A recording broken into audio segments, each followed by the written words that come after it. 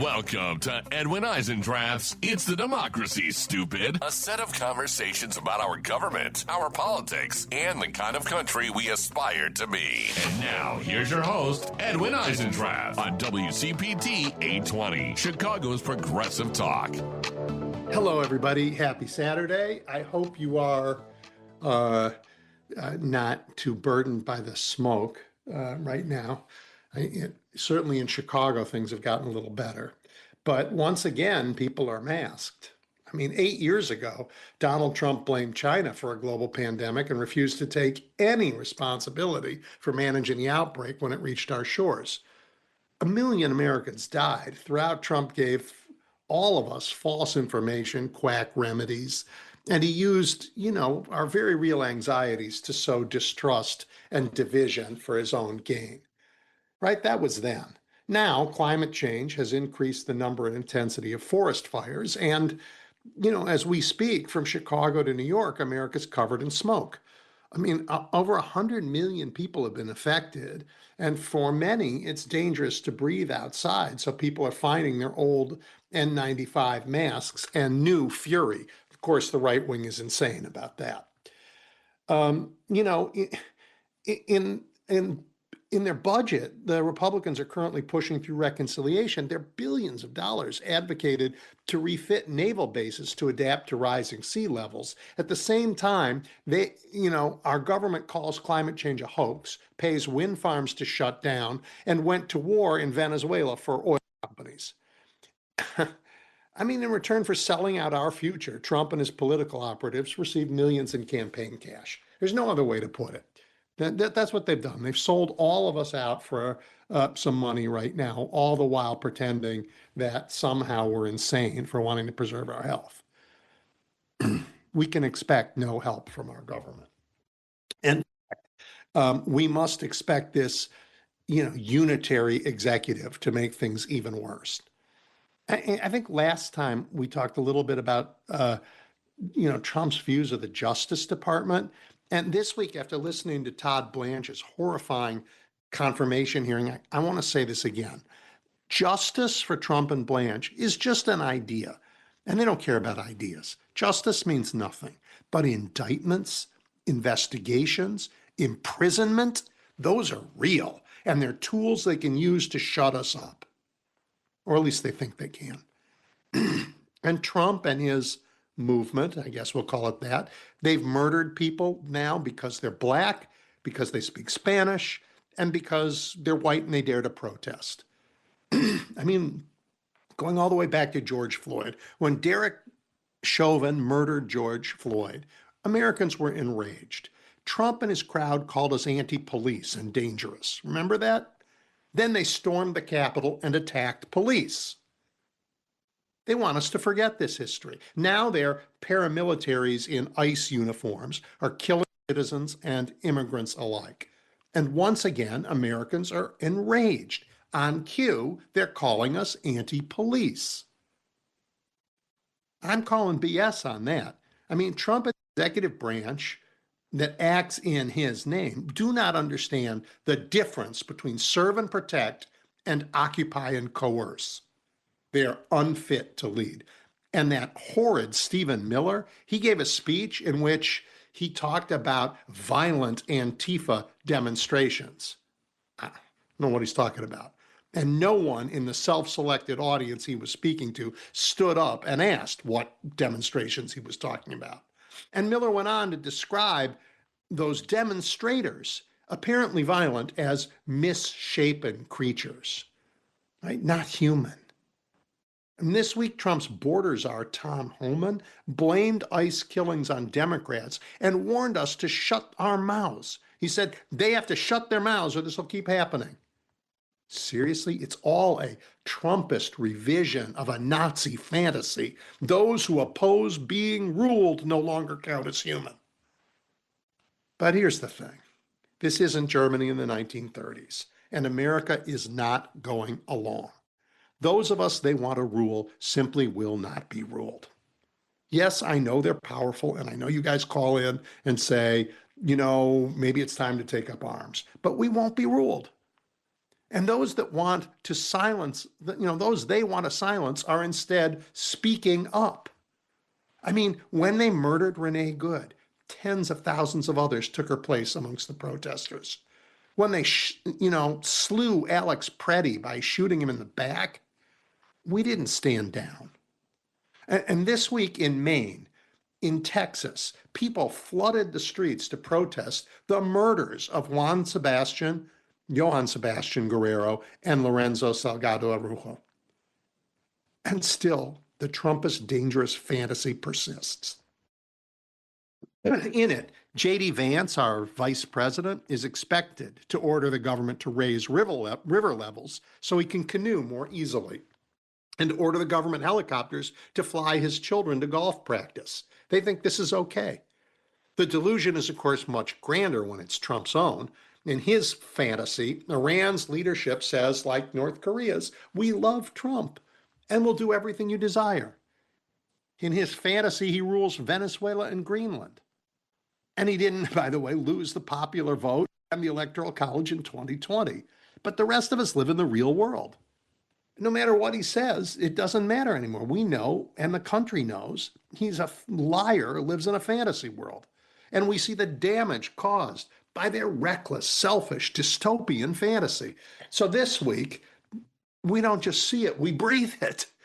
This is their problem. I mean, they're paying people to pollute. There's nothing we can say about it. And look, the gap between Trump's fantasy, and here's where I want you to have some comfort. The gap between his fantasy and our reality has widened beyond repair, beyond credibility. So when Trump gave his primetime speech this week, the one carried only by stations owned by his allies and watched by a tiny audience, after all, when he finished, people either yawned or pointed out that he was simply and utterly wrong. He has no credibility anymore. He can say whatever he wants. Only a diminishing number of people believe it. And all around the world, people are laughing at him. And look, a warning to those whose bribes still fill Trump's coffers and whose flattery sustains his dangerous fantasy. This movie is about to end, and a reckoning is coming. It will be a breath of fresh air. All right, I have a great show for you today, although we've had some juggling in the last few minutes with guests. So I know it's a great show because I'm going to use some things I recorded earlier. And we'll also have some live conversations beginning with the fabulous Bill Scher in just a bit when we come back. You're listening to Edwin Eisendrath's It's the Democracy, Stupid on WCPT 820.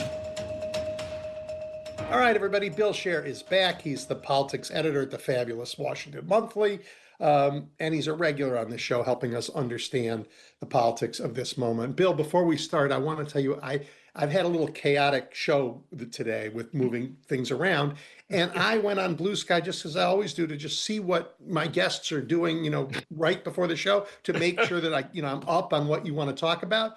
Right. And I looked at Blue Sky and I panicked. I thought you were in Scotland. You're texting about some Glasgow festival. Yeah, well, I'm in Northampton, Massachusetts, and we have an annual Scottish festival, and it brings together 28 clans, and it's quite a scene. And so I was just there. My wife was speaking at the event, that's why I was there, and in the program, they have what you saw on Blue Sky. Mm-hmm. At 4:00 today, they have a bonniest knees contest.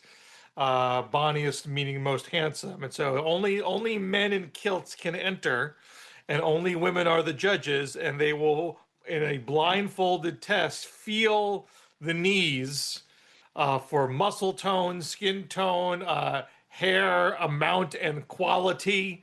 And one lucky winner will be deemed the bonniest, have the bonniest knees. So that's happening just a couple hours. Will you be entering the competition?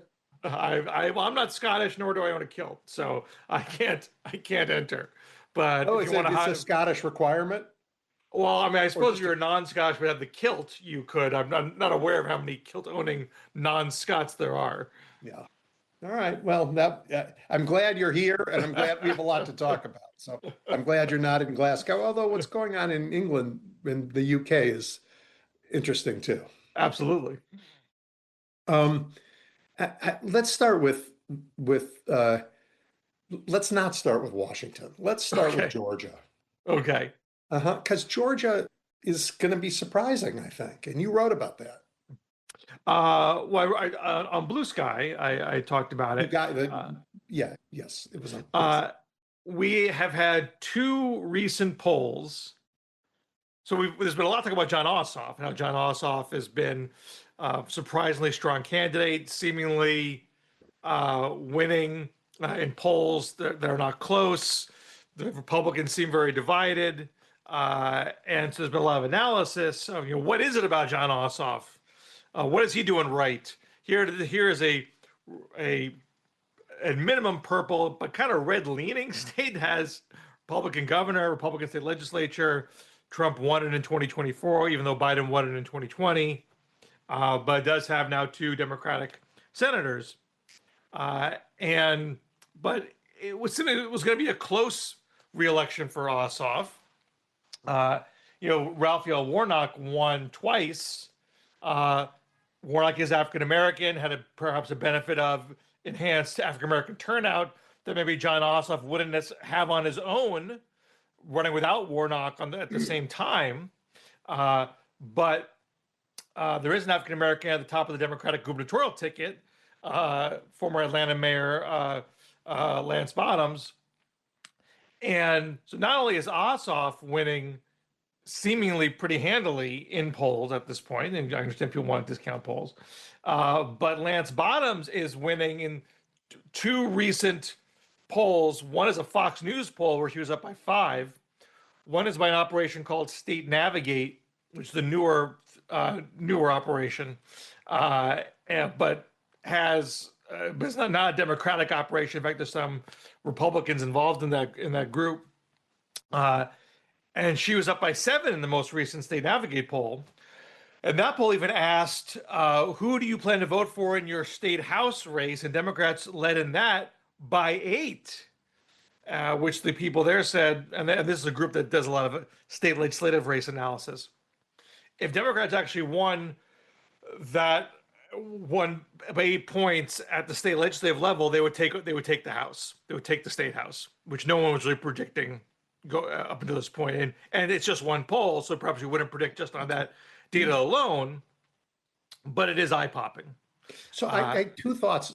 First off, I'm not sure it's a surprise that Ossoff is doing so well. I know everybody's like, it's a surprise, but he's a sitting senator. He's an incumbent U.S. senator who's had time to build those relationships in his state. It's always tough to knock off an incumbent in the Senate. Well, he's a new incumbent, so often when you've just gotten there, then you have you're a bit more vulnerable.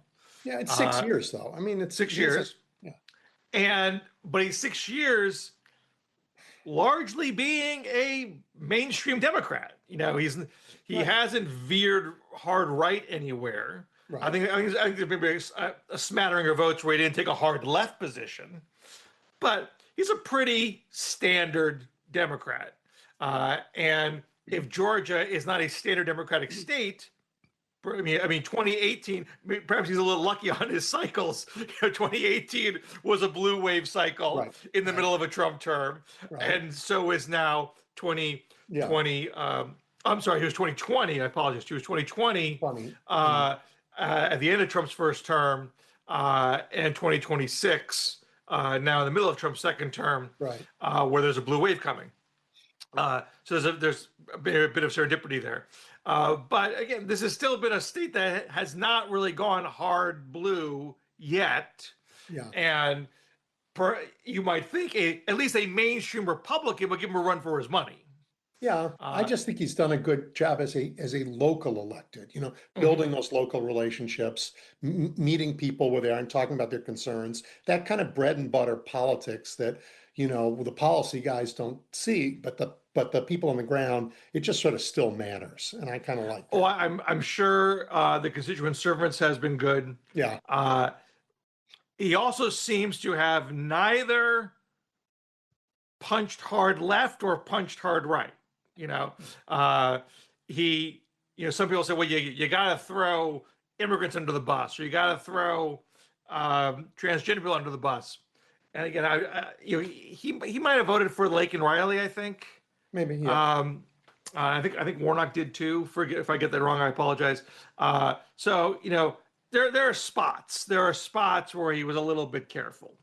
But he hardly is going out there in a loud way, talking about being overrun by immigrants and how you don't really see him attack the Democratic Party. Sometimes you see people in red leaning areas will put a little more effort into separating themselves from the national party. So Yeah. I'm not like Chuck Schumer. I'm not like Hakeem Jeffries. I'm not like Nancy Pelosi. I'm my own person in this way. And look, I'm not saying he's not his own person, but he hasn't really done a whole lot of sharp elbowing That is so in that interesting. regard. It's so interesting, Bill, because I hate it that Democrats feel like they have to do that. They do it all over the country, and it makes it more expensive for every Democrat everywhere in the country because they just say that trashy brand, that's right, it is a trashy brand, but I'm different. Instead of saying like Reagan once said when the Republican brand was equally trashy, it is today again.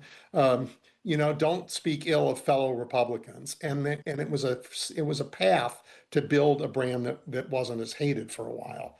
So Well, I kind of like that they are reserving their fire mostly for Trump. oh, and if it works, it works. I'm not going to nitpick with James Tallarico because after he won his nomination, he did lean a bit more toward the center or center right on immigration, and put some distance between himself and the other national Democrats on Yep, that. yep. Well, we can And disagree, right? right, I mean, I wouldn't say that myself, but it may be. I at least have to entertain the possibility that maybe you do have to do that to win in Texas. Yeah, And yeah. he's got to run that race, and I don't, and I'm not going to browbeat him for doing that. You do have to allow for grace and latitude when you're trying to be a Big Ten party. You're trying to win in different regions of the country, and you can't get everybody to toe the party line all the time. Yeah. But if Ossoff is successful, it will be notable that he has done that very, very sparingly. Mhm. He is neither swerved hard left, swerved hard right, done a big Sister Soldier move and like punched left. He's really focused very intently on Trump's corruption, and talking about the economic system being rigged and not helping the working class. Mhm. That's really been his bread and butter, and I think he's had the ability to avoid the kinds of intra-party fights that you're seeing in some other states because he didn't have a primary challenge. He didn't have somebody That's right. on his left flank hammering him for Yeah. not going hard enough to the left, and so he hasn't been squeezed on certain areas and had to go into he has had to go into great length for say on Israel, which has been a difficult subject for a lot of folks. But neither is he going out of his way to create enemies on his left by taking big swings Yeah. to I mean, folks on the usually left. primaries make candidates stronger, but it's given him a lot of freedom to navigate down there. And Primaries can go either way in that regard. that's right. And maybe the Democratic brand, as you point out, is not so underwater in Georgia anymore. This stuff that the idea that they might be able to capture the state legislature that's exciting. That's really Well, I amazing. really reject the argument that the Democratic brand is in such terrible shape. I understand what the argument is. Yeah. There is polling that says do you have a favorable or unfavorable impression of the Democratic Party that tends to be very low. In some cases, a tick lower than the Republicans, although they're both very low. Right. But Only higher than the Supreme Court, I think. Right. But I think the proof of the pudding is at the ballot box. And we've seen a lot of Democratic success at the ballot box in the 2025 elections, special elections, off-year elections. And when you look at the polling in most Senate races, Democrats are doing much, much better than anyone thought they were going to do a year ago. Polls aren't votes. We don't know if it's going to fully translate, but you certainly you're not seeing Republicans acting very nonchalant that the Senate is going to be just fine. They're worried about Ohio. They're worried about North Carolina. They're worried about Alaska. They're worried about Iowa. They're worried about Texas. These are all places where if the Democratic brand was so terrible, I mean, because these aren't people. I mean, there are a few places where Democrats have said, screw it. Let's not even have a Democrat. Let's run an independent in Nebraska. Right. There's a fight over there's an independent in the Montana race, and there's a Democrat in the race, and the Democrat's not bowing out. Right. And some Democrats wish that she would. Democrat in Nebraska did bow out, and that logic was, our brand is so terrible here. Let's not even try. Let's just throw up an independent and see how it goes. So I understand maybe you got to do that in Nebraska, but Mary Patola, Sherrod Brown, Roy Cooper, Josh Turek, James Tallarico, whatever variations or deviations they might have from the National Party, that D is still on the ballot at the end of their name, and they're polling competitively. I can't know if they're going to win, but they wouldn't even be competitive if the brand was such a disaster. Doesn't mean I'm going to accept yes for an answer. Yeah. I think I'm happy with that answer. I want to ask you about something else, because I read this morning that Assistant Treasury Secretary Kenneth Keyes, I'm just reading this to you, will be leaving the administration after reporting that it may be breaking the law. This Assistant Treasury Secretary is warning us that the administration is meddling with IRS audits. You wrote about how they broke the IRS. So let's talk about that. I mean, they've broken a whole host of government agencies, right? And the IRS, the Joe Biden administration tried to put money into the IRS, right? And Republicans would make hay with that. They were trying to sick the IRS on you and make your life miserable. We all use the IRS. We all file our taxes. And you want your government agencies to be well-functioning. Pause for 1 second. Yeah. Most of us pay our taxes because they take it out of our paycheck every month. Yeah. And what we really wait for is for the refund, because they take a little bit too much all year long, right? Yeah. So people need all those extra people in the IRS, for those who pay their taxes in their payroll, out of payroll, all those people are just there to get you your money back faster and clearer and let you file easier to get it all done, right? The ones who don't pay taxes that way are billionaires who require a lot of work to go through the lawyering. Well, I'm going to tell you a couple of personal anecdotes in this regard. I do my own taxes. Yep. I often make a mistake. I don't know how. It seems like straightforward to me, and somehow I make a mistake somewhere. I've had on multiple occasions the IRS catching a mistake in my favor and giving me money back. No, it's a mistake and I got to pay, but it's not all. But they've voluntarily told me, hey, we owe you money. And another case happened very recently. I was looking over something and I thought the IRS was wrong. This is actually during the Trump administration recently. Yep. And I called the IRS and I talked to a human being. Look, it was a little annoying. When you try to call the IRS right now, again, this goes to, is this a well-funded organization? Is it properly staffed? I learned that I had to call the first thing in the morning, 7:30 in the morning. If I tried to call at 11 in the morning, I'd be in a queue that was 5 hours long and I couldn't get through. Yep. But if I called at 7:30 in the morning, I could get through, talk to a human being. And actually were a couple of annoying times when the call dropped, it's not on my end. I think it was on their end. So it wasn't the smoothest experience I've ever had, but at the end of the day, I did talk to a human. The human thought I was correct, and I got it fixed. So it would have been better if the IRS was even better funded and has better staff and it was easier to call. The point I'm trying to make is, though, is that you want this to be a well-funded agency so people can do that. Right. So they can get their problems fixed. It's not punishing to, I mean, the amount of money that goes into these agencies is a drop in the bucket compared to the entirety of the federal government. It's hardly a burden on your tax level to properly fund this one agency. And when it's working well, it's going to serve you and make sure you're not paying any more than you have to pay.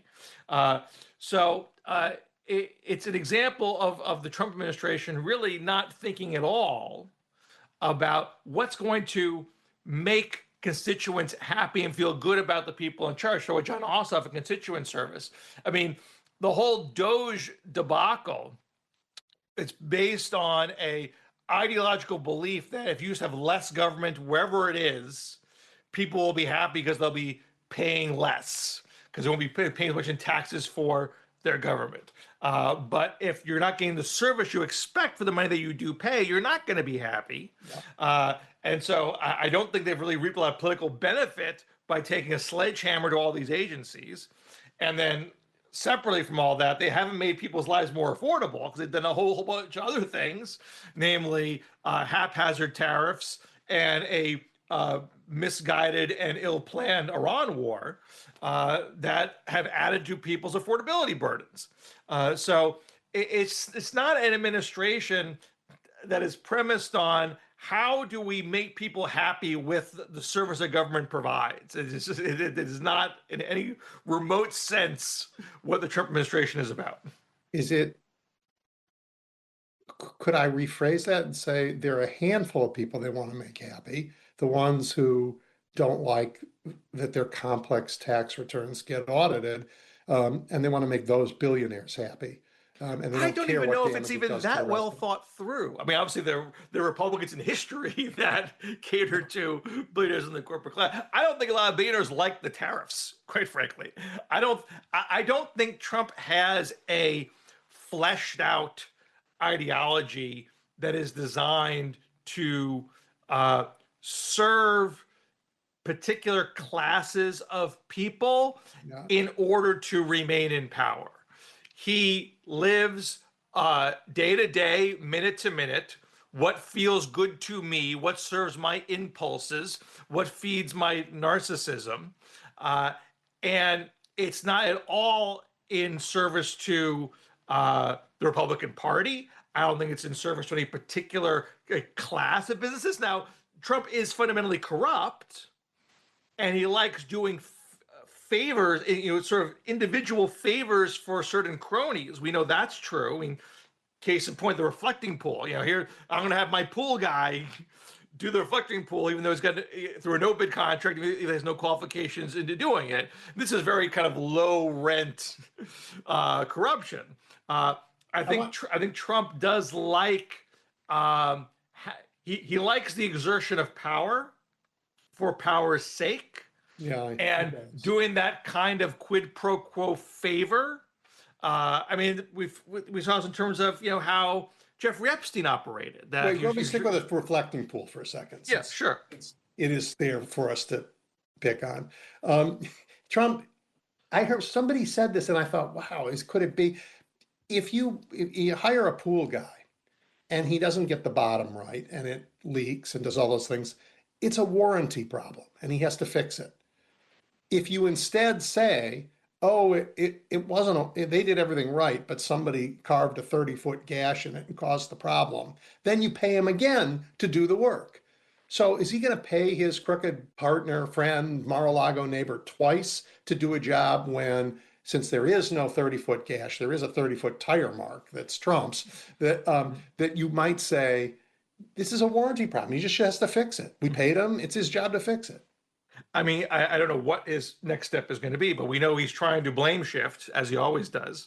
And, to the point of even, in arresting somebody who I doubt was really a culprit here. And he has obviously no problem ferrying no bid contracts to friends. He has no problem giving pardons to friends who don't deserve it. I mean, that kind of corruption is how Trump lives and breathes. Yeah. I don't think it's the kind of classic, Paul Ryan type conservatism, George Bush kind of conservatism, which is about serving corporate classes in the aggregate. I don't think Trump really Okay, thinks or I'll cares take that. I mean, it squares with my sense that Trump serves Trump and nobody Yeah, else, and whatever yeah. he can. Yeah. All right.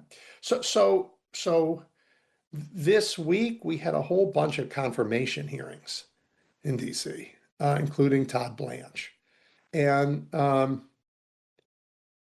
I think it made it clear to me. Forget what Blanche said, which was appalling enough, but listening to the senators made it clear to me that that the Republicans are unwilling to walk back this attack on our democracy, on our civic values, on our cherished ideals, on truth itself. They have just doubled down. I mean, again, once again, here was an off ramp offered to them. Same thing with the DNI hearing. They had an offer. They could have just said, well, that's actually not reality. They didn't, they chose to go all in again. I mean, it's like a cartoon. It's like, come back or line us with the I mean, football. I They just think never.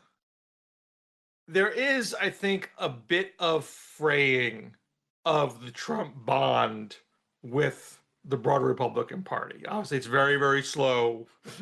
It's hardly a tidal wave of distancing amongst most Republicans. There's still great fear of being punished by Donald Trump, and we saw cases where, for example, in Indiana, where a handful of Republicans said, "We're not going to do your gerrymander," and Trump endorsed against them, and they lost. Yes. So there's still a certain amount of power that Trump has within the Republican Party, within exercised by rank and file voters, that still scares a lot of Republicans. And so, even though they almost all know better, they almost all know Trump lost the 2020 election, but they're afraid to really push the issue unless they have one foot out the door. Now, what happens if the midterms are a real blue wave? Democrats actually win the House, win the Senate, maybe take some governor's seats that people weren't expecting. How much does that further fray the bond that Trump has with the Republican Party? Because at that point, they have to ask themselves, what am I getting out of this bargain? I think most clear-eyed Republicans know that Trump is never going to be on a ballot again, that his ability to juice the base has always been erratic. He's never been as good for Republicans in a general election when he's in power. He wasn't very helpful to them in he was great for 2016. He was great for 2024. He wasn't so great in 2018 and 2020, and really, I also wasn't so great in 2022 when he backed a bunch of whack jobs in sensitive races. Yeah. So there's he's always like a heroin supply. Like that first high is great, and you're always chasing that high after that. It's never quite as great. The second, third, fourth, fifth time. They got a little bit lucky, I think, in 2024, but it's not like 2026 is going to be a sustainable path to maintain power. Trump doesn't care because he doesn't care about the longevity of the Republican Party, but everyone else in the Republican Party does care. And they're caught between, I think, the recognition that they need to turn the page on Trump if they're going to be a competitive party post-Trump, but still unsure if they can sever Trump from the base in primaries. I mean, Trump, in theory, could still be a power behind the throne in 2020 and beyond, so long as he's alive. He could still fire off tweets and determine a lot of primaries if his standing is what it is today in the Republican Party. But so does that change? Tom Tillis saying who is not, who lost. Right. He's got nothing to lose. How does that explain Tillis saying, yeah, you know what, I'm going to support Todd Blanche? I mean, there's no profiles in courage here from anybody. I mean, Tillis has gone a lot farther than most Republicans in standing up to Trump. But that's because he wouldn't run for office again. He said, "I'm not going to be on the ballot," and that's freed him up. He isn't. His calculations are not short-term political. Why he said, "I'll only back Todd Blanche if he meets with Epstein victims." Okay, he technically did that, even if it was a totally unsatisfied meeting with the Epstein victims. That's good enough for me. Which, by the way, he testified was illegal and he couldn't do it. Right. And then he did. Right. Yeah. Yes. Why that was sufficient for Tillis, I don't know. All these guys never become, they don't become Democrats all of a sudden, even when they liberate themselves in part. Yeah. So I'm not going to give Tillis too hard a time on that because he has done more than the average Republican, but only when he's not on the ballot. I mean, it's more impressive when you do it when you are on the ballot. Yeah, a lot more. All right. Well, what about this mad abuse of the national airwaves in this national televised speech, which only Barry Weiss and Fox thought fit to carry? I mean, I think a lot of Democrats are really nervous about it going in, thinking this is going to be the beginning of a total election theft, and I think it's been largely written off by most as just more blatherings from an addled, sore loser. There's no media coverage that says, "Oh, he has the goods. He found out that the election was rigged." Everyone agrees that he didn't bring the receipts at all, and you don't even see a lot of Republicans cheering him on. I mean, most Republicans who are on the ballot are begging Trump to shut up. And talk about ways to make people's lives more affordable. And they're really angry that he let him twist in the wind for a time over this housing bill. He did let it become law, but he threatened to veto it. He dumped on its import. No one cares about this. They care about the Save America Act. And every poll tells us that no, they don't care about the Save America Act. They care about having their checkbooks be balanced and having some money saved so they could go on a vacation or send their kids to college or have a comfortable retirement. That's what they care about. And Trump has given his fellow Republicans nothing in that regard, and they're frustrated by it. So this is where I don't know when this may break, but I do think you clearly have a good chunk of right-leaning people who don't support Donald Trump right now. I mean, Donald Trump is down around 40% approval. And he was about he got about 49% of the vote in 2024. He's never cracked 50% of the vote. When you're down to 40%, you're down to hardcore base. You've lost some of the soft Trump center-right support because he hasn't delivered on the promise he was going to make your goods more affordable. And other Republicans want to be able to deliver on that score, and Trump's not letting him deliver on that score, and they're frustrated. So, and he can't because the Iran war has, he's in a trap. He went into a war. He lost the Iran war, and then he restarted it because he says it's a different war, and he's lost the second one already. I mean, it's such an embarrassment, and it's so dangerous for the whole world, and so costly for us. Well, I mean, it's a trap of his own making. I mean, yes, no one made him drop the bombs on Iran. I mean, I know he was heavily lobbied by Netanyahu, but Trump had he has agency, he has power. He's the president of the freaking United States. He doesn't get pushed around by Netanyahu. I don't think he was. I think Netanyahu successfully appealed to his ego and his narcissism. I think Trump is somebody who has. I always hate playing armchair psychologist, but you're kind of stuck doing that with Trump because he doesn't behave rationally. So you can't be a rational political analyst with Trump because he doesn't function that way. So you're stuck being a psychoanalyst. And to my mind, he gets some kind of fulfillment from the exertion of unilateral power. Yes. And it almost doesn't even matter what the exertion is for, so long as he can do it himself. He does not, he sold himself as Mr. Art of the Deal. He doesn't like negotiations. He doesn't like having what he is able to do constrained by some other party, being it a foreign leader or the Congress or the court. He doesn't like that. And in his second term, a lot of presidents, it's not unusual for a second term president to say, you know what, I got as much as I could out of this Congress. I'm going to focus more on the international politics because I have more latitude here. That's a pretty normal dynamic. Not everybody's focus has been so disastrous. Right.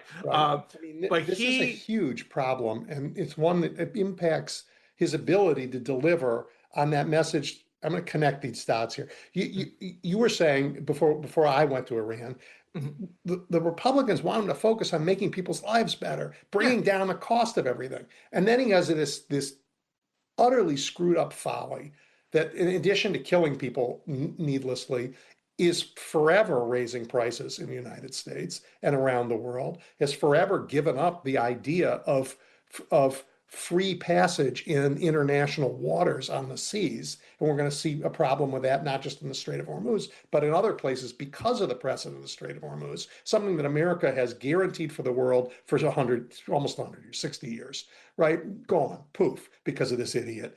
So prices, he can't fix the price problem for Americans now. He can't do it. It's not in his, it just can't be done in the conditions he set. So instead, he's like, I got another promise. I'm going to get rid of everybody who doesn't look white. And I'm going to double down on ICE, which looks like is what he's doing. Well, I think the ICE part of it was always in the plans. I don't think he is doubling down because Iran has gone sideways. I think they always want to go hard on mass deportation, partly because of Trump, like because of Stephen Miller. And when they hit a massive roadblock with the deaths in Minnesota and elsewhere, the Minnesota was the ones that got the most attention. They made a atypical political retreat. They realized, you know what, this isn't working for us. This isn't helping us politically. We got to find we still want to do it. We still want to deport people, but we got to find a way to do this a little below the radar. We can't go occupying a city. That's gonna make things too complicated. And so they haven't done these full-blown occupations since, but they still are stuck having hired people with almost no background check or vetting or standards whatsoever. And so you're asking for situations like we just saw in Biddleford, Maine, from what evidence we have, someone who had no business being in any kind of law enforcement capacity whatsoever, given a weapon and losing his cool. So I think that's on a different track in my mind than what happened with Iran. But if I can pull the lens back for a bit here, to the extent that people thought that Trump was about something substantive that actually was politically sustainable and even wise, that he was going to be a different kind of Republican, not a Paul Ryan, George Bush Republican, wasn't going to gut Social Security and Medicare, was going to care about the working class, was going to use tariffs in a way that was going to bring back American jobs, and was not going to get into foreign ventures that were going to lead to quagmires that suck the political lifeblood out of a political party. That's what a lot of people thought they were buying into with Donald Trump. And then he does the tariffs in the most ham-fisted, ill-thought-out way possible, which doesn't really bring jobs back. It just jacks up prices on the average consumers, especially does not help farmers who are part of the Trump coalition. And because he has that itch he has to scratch with the exertion of power, I think that Trump really believed what he said about avoiding endless wars in his first term. I don't think he really wanted to go there.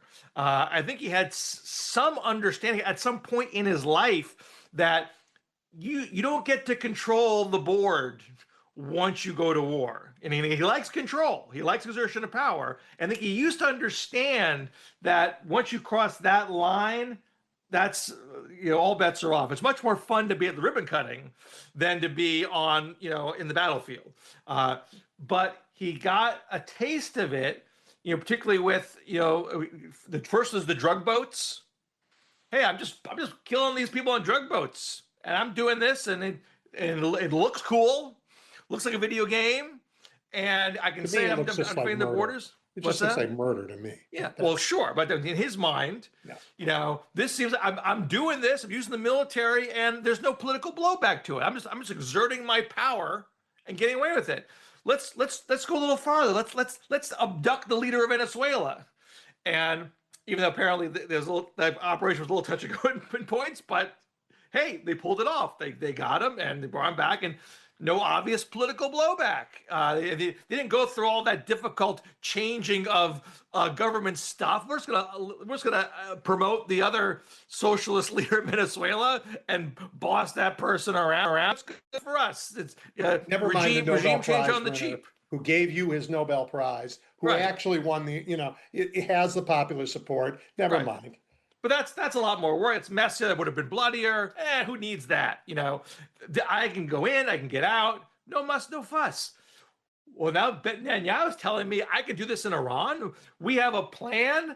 We're going to send the Kurds in, and we're going to install Ahmadinejad, who was the face of the it's nuclear insane. program. It's totally insane. It's And he was completely. told it was insane in the Situation Room, right? And it didn't matter. It's all. I mean, it's amateur hour on so many levels. But again, I think he was susceptible to it because it was the promise of being just do it yourself, no negotiation. You can do it quick, and you'll be lauded for it. And so he got hooked on that exertion of power, and it blinded him to how it was going to upset the entire affordability agenda, which every other Republican knows is what the midterms and the sustainability of the entire party is going to hinge upon. Yeah. Well, which is why let's talk about like Iowa and Maine. Like the Democrat in Iowa, we have chances that are unthinkable, and yet we have chances not just to win a Senate race, but to win some House seats in Iowa. Crazy. In Maine, where it could not be a bigger screw up, right, from the Democratic side in a primary. I mean, it happens occasionally, but the Democratic voters picked a candidate and then later said, all those warnings that were before, we should have listened, and now we're dumping the candidate because we shouldn't have put him there, and they got like a tiny little window, and yet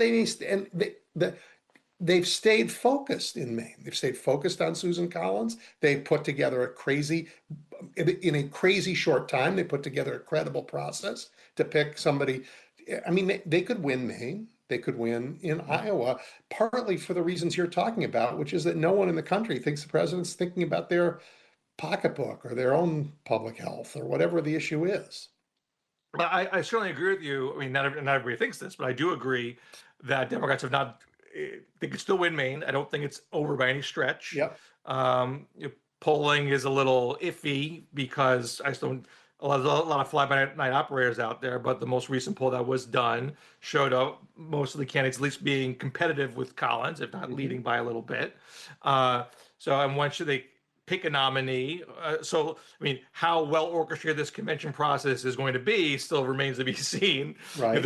We're talking on Saturday the 18th. They're electing their delegates today, Right. and we'll see how the actual convention goes next week. That could still go sideways. It could, but it's not like we're talking about it's hard. It's a state. It's hard to do, but it isn't a huge state. Right. And it isn't a massively diverse state. It has it's got a lot of things that make this doable. Oh, sure. But sometimes people fight when the stakes are smallest. People can find ways to disagree if they want to, and we'll see if they can keep their eyes on the prize or not. But Collins is still beatable. We have all these other Senate races, which are surprisingly competitive. We have a Michigan primary that's gotten very acrimonious for Democrats. We'll have to see how that turns out, and if whoever wins can bring that party back together afterwards. That's not a slam dunk race. But I think we have seen in this summer more intra-party friction amongst Democrats than we have seen in a while, which is not ideal as far as keeping your eyes on the prize and winning in November. But the primary season will end. I think we got a tough one. Democrats have a tough one in Michigan, August 4th. The Wisconsin gubernatorial primary has gotten a little loopy, and that's August 11th. There's a couple in September, like Massachusetts and New Hampshire's in September, but those aren't too ideological. So I think and Minnesota is also August, I think, and that's a little touchy between Flanagan and Craig for that Senate race. But although presumably either one would win in the general. Mike Lindell, who's registered to vote in Texas, just got Trump's endorsement for the governor's race. For the governor's race, right. In a state where he's registered to vote in a different state. Democrats need to be putting the spotlight on the Republicans and their craziness, and not getting into unnecessary. Because I think the disagreements within the Democratic Party are pretty minor in the bigger scheme of things. I mean, I don't want to trivialize the Israel issue, but there are a lot of issues, and Democrats are mostly in agreement. But primaries are how parties renew themselves. And I have this theory, I'd love to get your take on it, that for most of my life, we had two legitimate political parties, a left of center and a right of center party. And they had ideological differences that reflected the differences in America. And you elect people to a legislature, and your job is like, make the best deal you can. And so we elected, let's make a deal.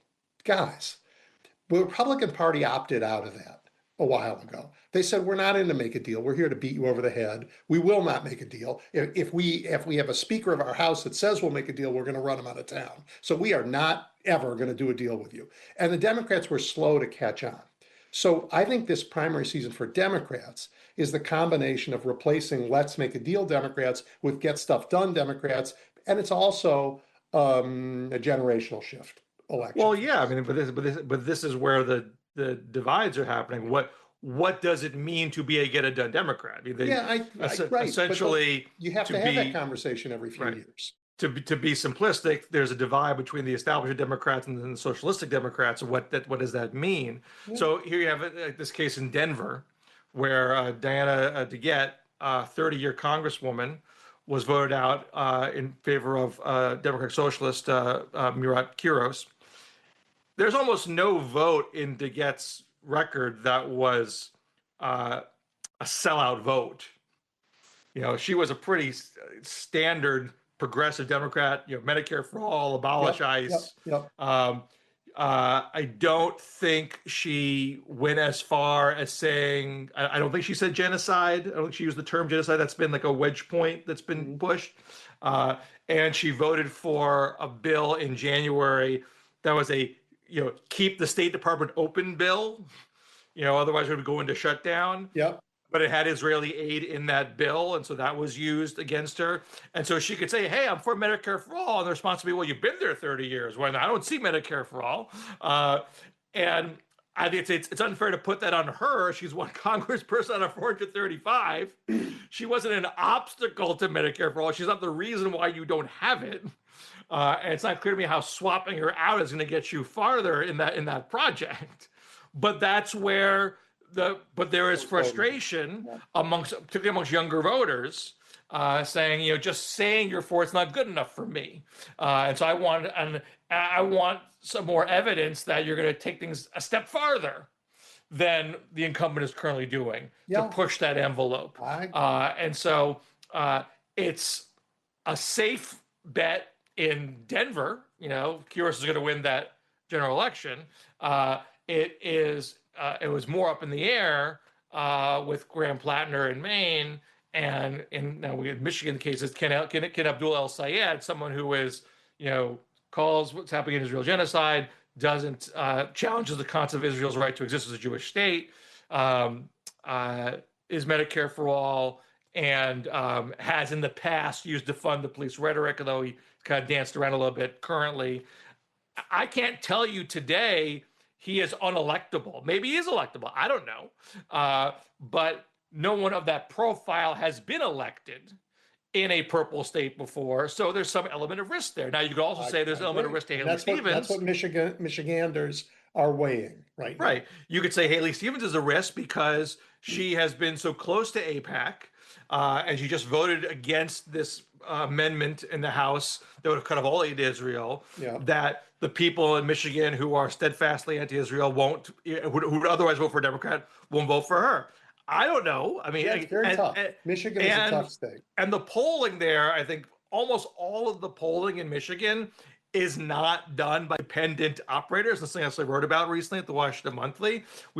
As polling has gotten more expensive, right, and you see the media do less of it. And some people, I think, if you ask someone 5 years ago, they'd say, "Great, I'm sick of all this polling. I'm sick of this horse race coverage.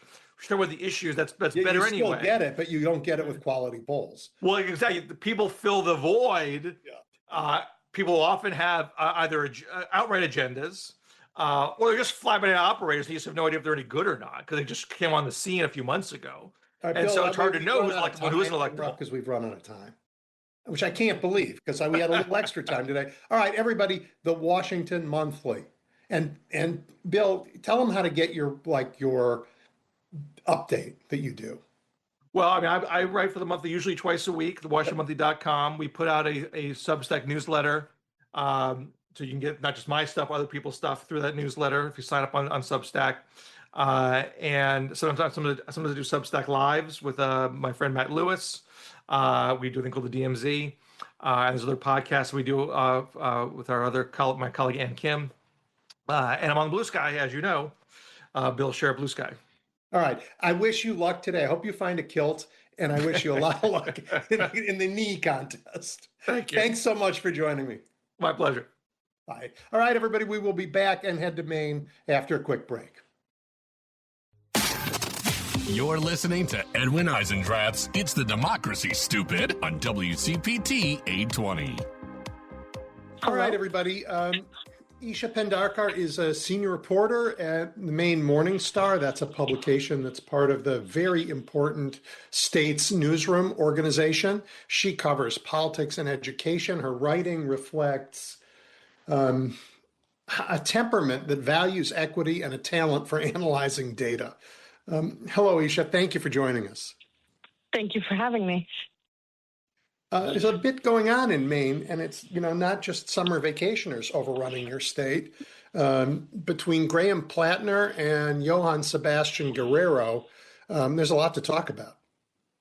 Yes, it's been a busy couple of weeks here. Obviously, starting with the allegations against Graham Plattner that he dropped out amid.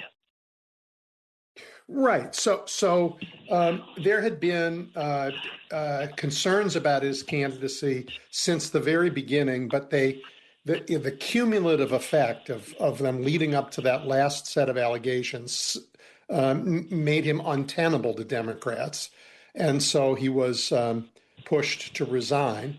Do I have that right? Yes, that's correct. A lot of people, including the Maine Democratic Party, called on Plattner to drop out on Monday as soon as the allegations went public. Yeah.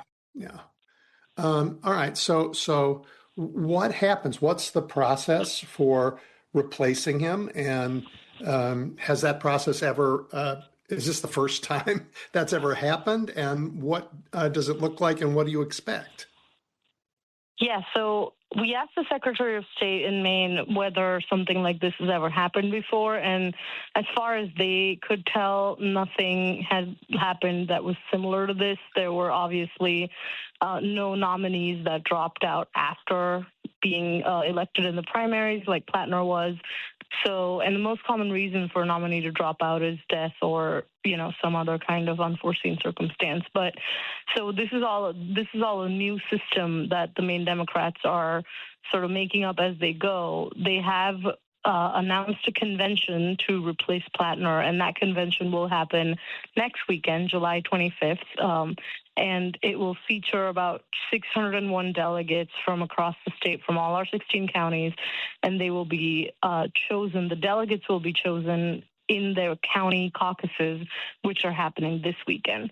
So basically, all registered Democrats will be able to vote for the delegate that they want. And then those representatives will go on to the convention and they will choose one of the 12 candidates that are in the running.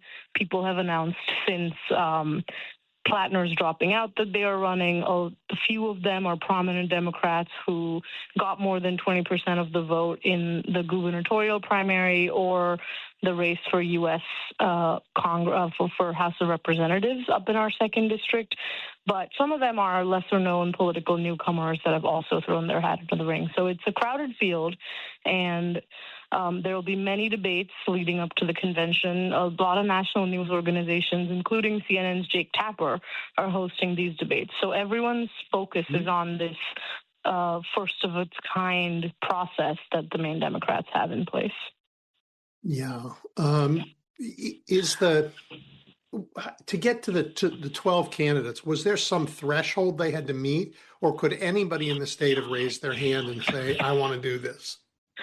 Yes, so they had to collect 500 signatures and submit them. They also had to write an essay and fill out a form about why they wanted to run, and all of those were announced by the Maine Democratic Party last week. And the candidates right now have only announced their intent to run. The signature deadline isn't until next week, so they have a little bit of time. Yeah.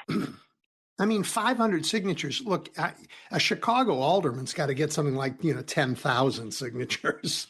Right. So, and then we all sue each other to say the signatures aren't valid. So it's going to be a mess, I think. So I think that is an important point, because there has been recent precedent in Maine. This is a little off topic, but basically there was a referendum that was aiming to restrict transgender sports in the state, and it got banned because people challenged the validity of the signatures. So we have very recent precedent that dictates that signatures can be successfully challenged. But I think from what I understand, no third party can challenge the validity of these signatures, which is what the Maine Democratic Party announced. Now, I don't know how legal that is to announce, but basically, since the Maine Democratic Party is the legal entity responsible for choosing Plattner's replacement, they could have, in theory, just said, here's your replacement, and picked someone. The fact that they're announcing this process is, they say, because they want to remain transparent and give everyone a chance to have their vote counted.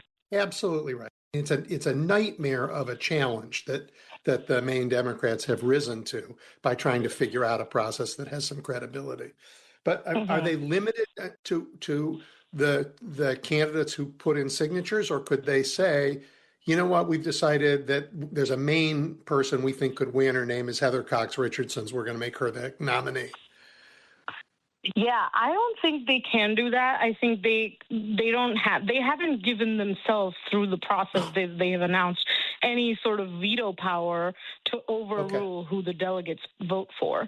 And obviously each candidate can, rally their own voter base to say you should go be a delegate. And at least a few prominent ones have done that. And they have forms published to say, come be a delegate for Troy Jackson or come be a delegate for Nirav Shah, which are two of the more prominent ones.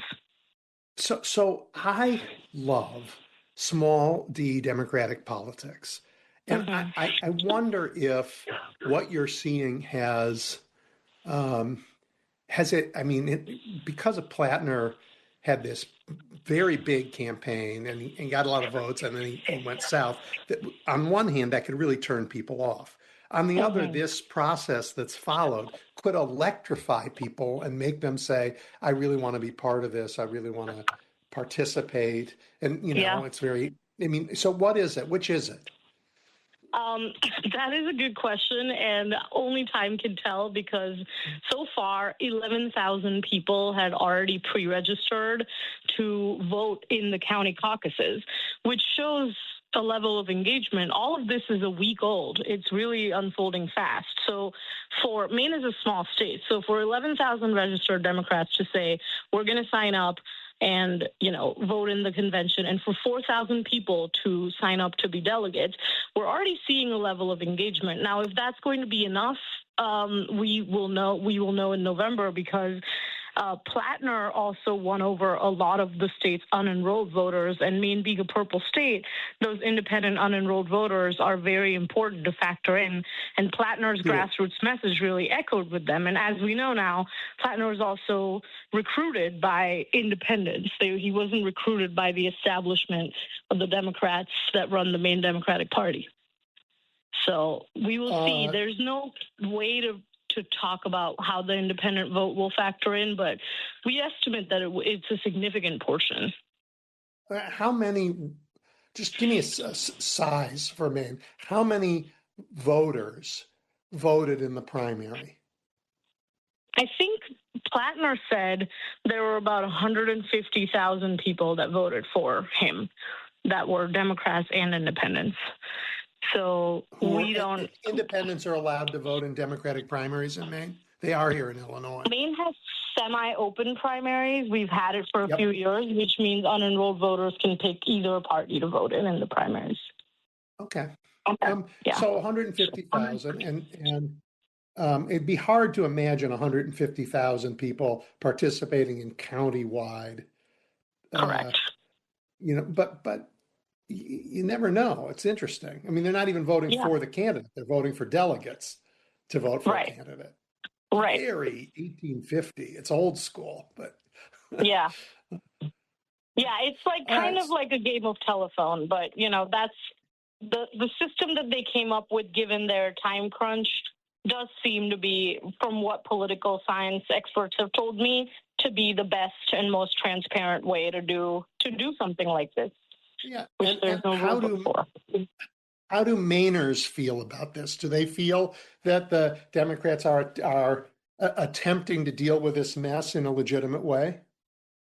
I think from some people that we've heard, they do feel that way. Now, there hasn't been a chance to, extensively poll people on this. Obviously, we've had other very pertinent news in the past week, so our attention has been divided. But, from what we can tell, based on the participation in this, there does seem to be a consensus. And people are riled up. Some of these candidates were very recent they were candidates for governor, and a couple of them at least have very strong followings. And so what we've been seeing is supporters of those candidates, including former Plattner volunteers, were very riled up to keep supporting them. They were sort of, they volunteered for these candidates. They knocked on doors for them. They did phone banks. And then once these candidates jumped back in, we've seen at least those people, those volunteers and voters, being re-energized to participate. So as far as we can tell, this is going to be a pretty, for Maine's size, this is going to be a pretty inclusive process. That's great. I mean, you haven't heard an outcry of people saying it's not fair. No, we haven't heard that. And I think because this was, the most, as we said, talked about earlier, this was the best they could do based on a short amount of time. So we haven't heard open criticism, especially since they announced yesterday that any registered Democrat can vote in the county caucuses from home virtually. They don't have to be present at the county caucuses. They can just register their vote for a delegate of that they know is representing the voter, the candidate they want. That's interesting. That's really interesting. You have a Democratic Party chair or executive director in the state who is young and has recently made her presence felt sort of in the national stage, partly because of this. And she seems very dynamic and able to articulate the fairness of this process pretty well. Yeah, she, they have been, I think the Democratic Party and a lot of the voters have been pretty focused on the fact that this is a key election to defeat Susan Collins. We were a little concerned about, Plattner obviously built a movement in Maine, and he also gained national attention for the kind of movement he built. And there was some doubt about whether that movement can just be transferred to a new candidate. And no one had seemed to sort of have the it factor that people describe Plattner as having. But very soon after that, we heard from people who were, involved with Plattner's campaign. These people were introducing him at town halls. They were volunteering for him. Some of them were employed, and employed by him. And we've all heard that it's not about Plattner. It's about taking down Susan Collins. Mainers seem to be pretty focused on that message.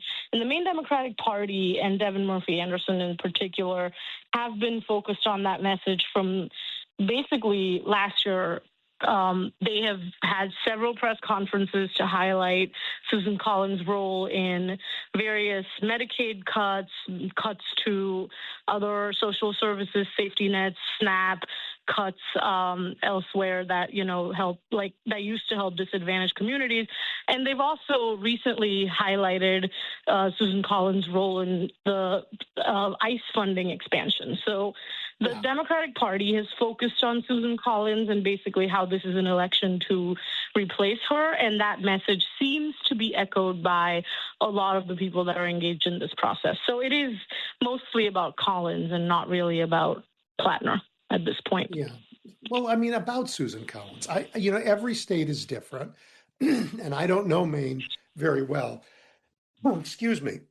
But here by the Great Lakes where I live, if I had a senator who said, I am going to stand up and protect a woman's right to choose, and that's the most important thing, and I will never support a nominee to the court who will overturn Roe v. Wade, and then was the champion and the actual vote to get Kavanaugh on the Supreme Court to overturn Roe v. Wade, she would be run out of office.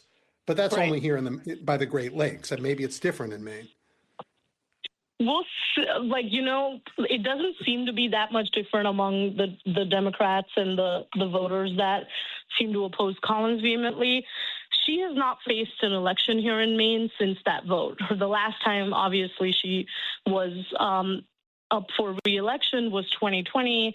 The candidate who was running against her she raised a lot of money, but failed to garner the kind of grassroots support that Plattner did.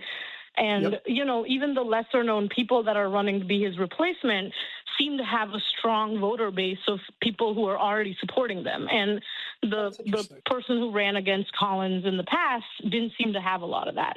So I feel like this is, from what a lot of people are saying, this seems to be the Democrats' best shot in years to unseating her.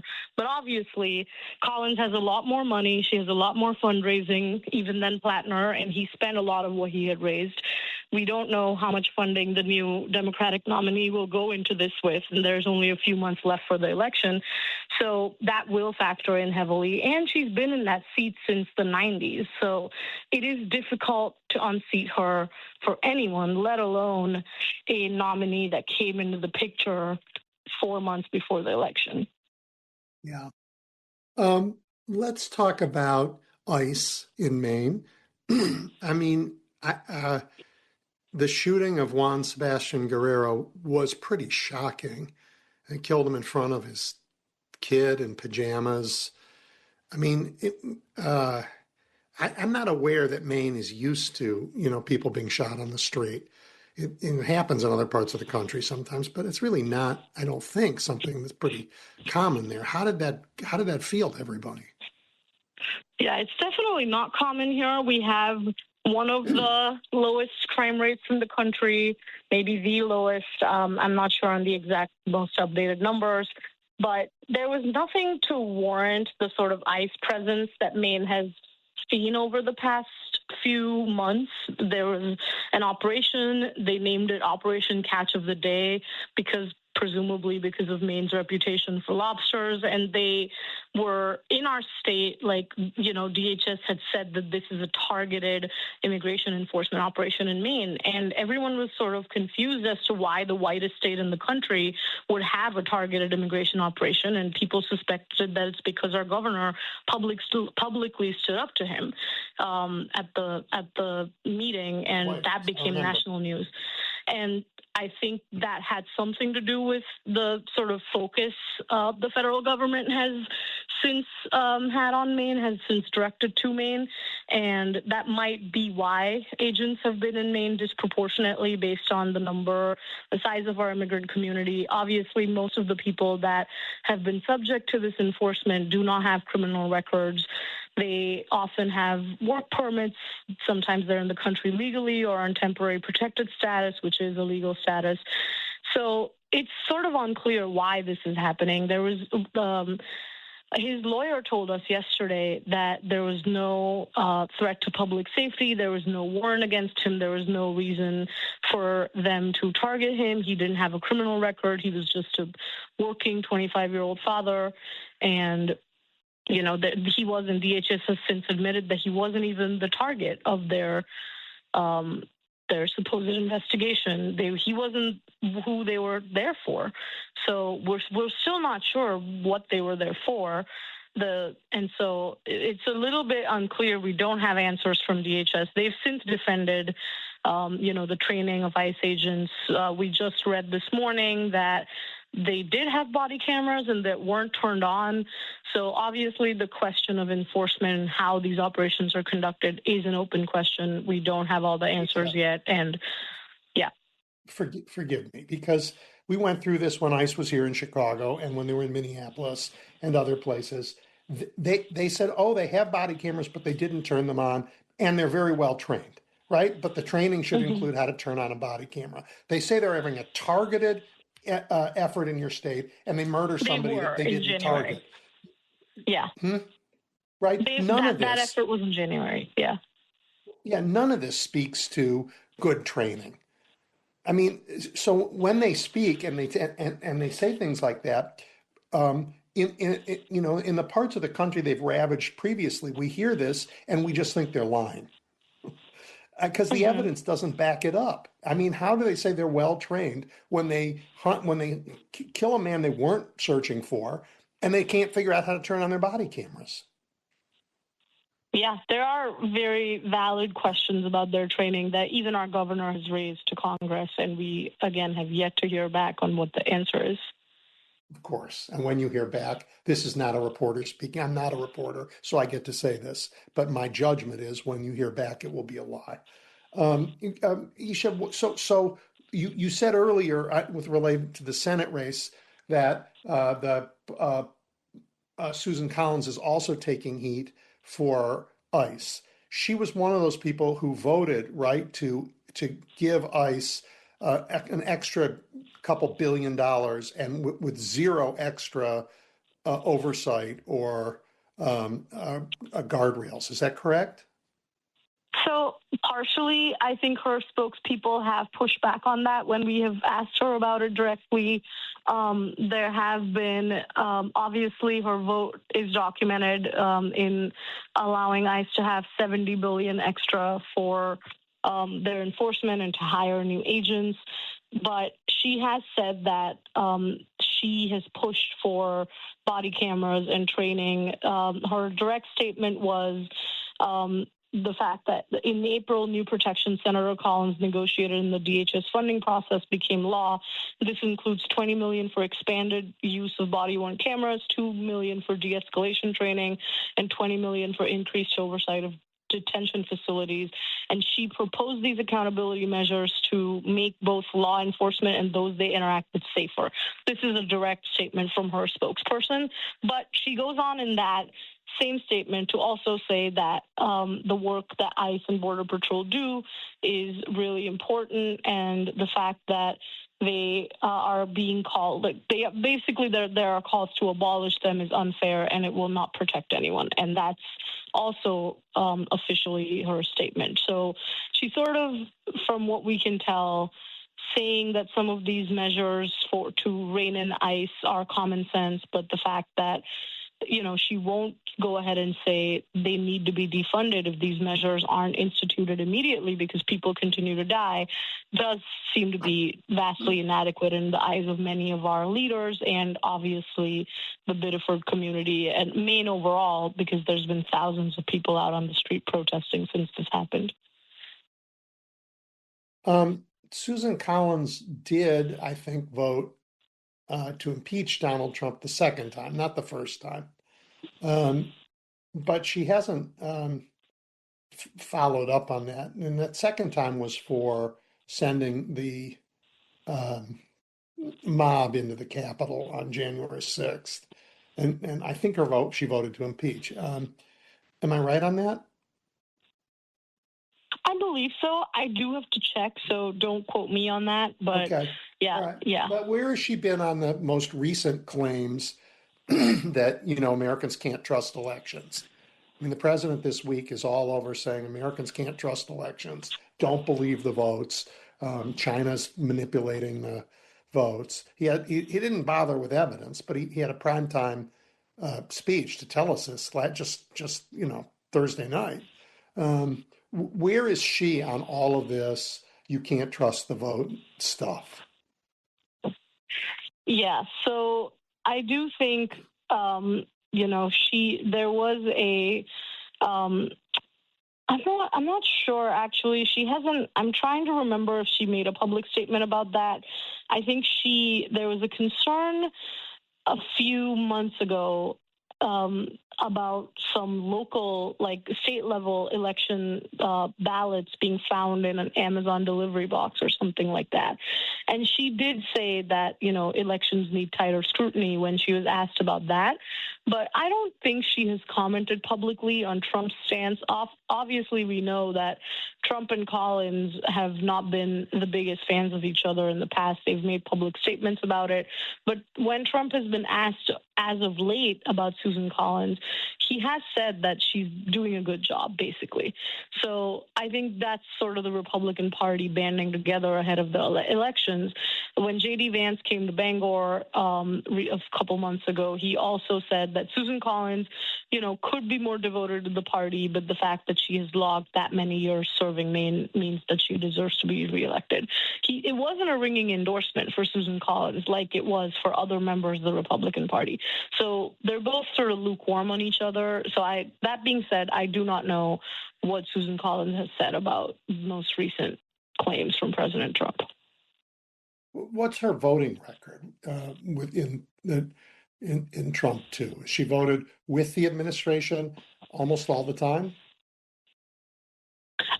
Not what she says, what she votes.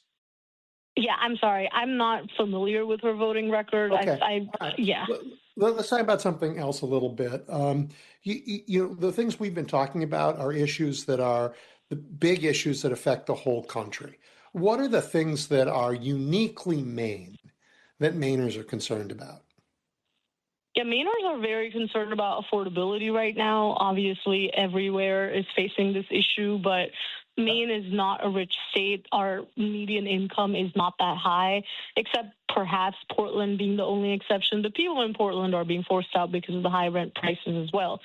So, I used to live in a major city beforehand, just a side note. And when I moved to Maine from Washington, D.C., my rent went down by $50 a month, which is kind of ridiculous. Yeah. It sort of shows you what the crisis is like. And a lot of Mainers are calling for lower electric prices, lower housing prices. There's a housing crisis. And so every candidate has been focused. Graham Plattner was pretty focused on this. Every gubernatorial candidate has been pretty focused on this. The fact that the cost of living needs to go down is sort of universally agreed on. How politicians propose to do that is the question, but and it's vastly different answers if you ask the Republicans versus Democrats, but it is sort of an agreed upon issue that Mainers are facing. So I think what Mainers are looking for at the ballot box is someone who delivers on that promise. Now, if you're in the Republican Party and you believe Susan Collins is going to do that, you're going to continue voting for her. But I think there's a lot of people pointing out, including the Maine Democrats, that she has failed to do that in the past several decades that she's been in office.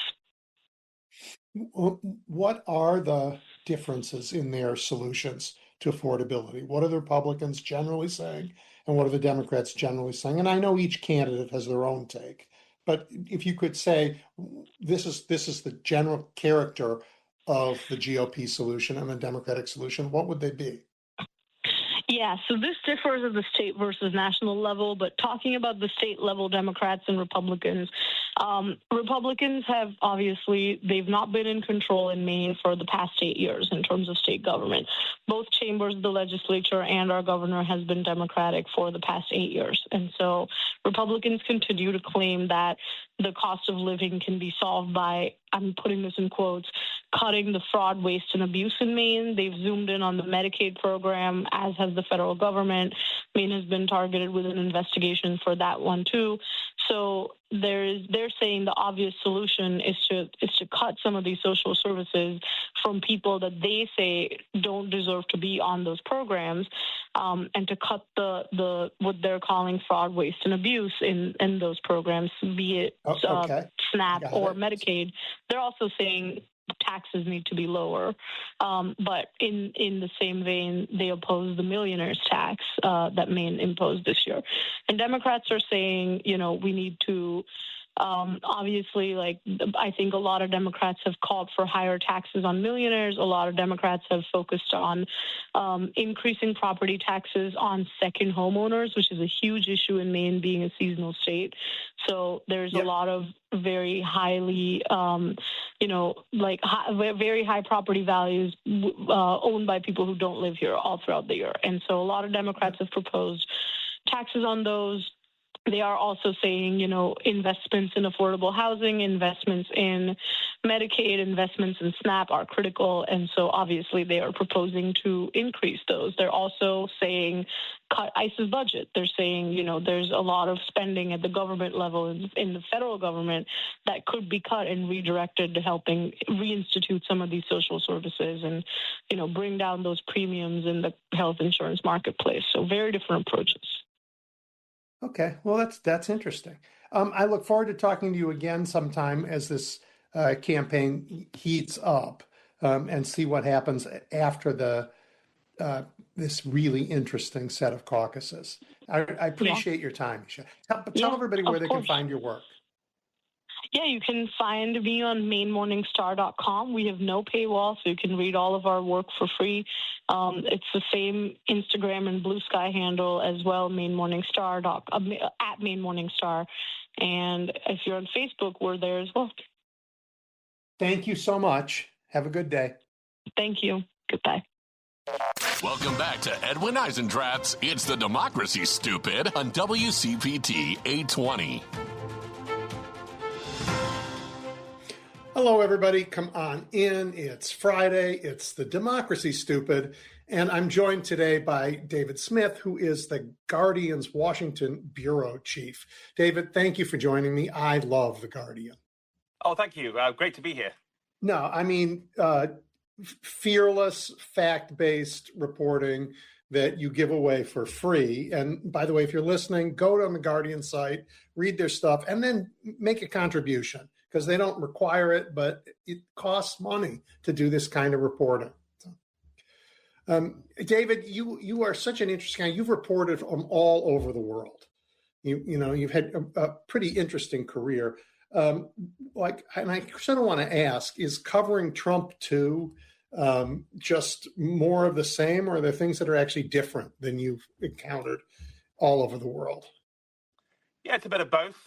Some would say I had ideal preparation for covering the Trump era because prior to this, I was the Africa correspondent. So I got my fair share of dictatorships and authoritarian regimes and demagogues and populists and countries with fears of civil war. And people said to me, congratulations, you're moving to America. It's an important job, but, it's going to be pretty boring compared to Africa. And that was certainly not the case, as I arrived in 2015, just as the Trump phenomenon was taking off. And it's obviously been this very wild ride since. And there are certain echoes for me of South Africa, for example, in terms of the issue of race relations being very central, and just worries about the fragility of democracy.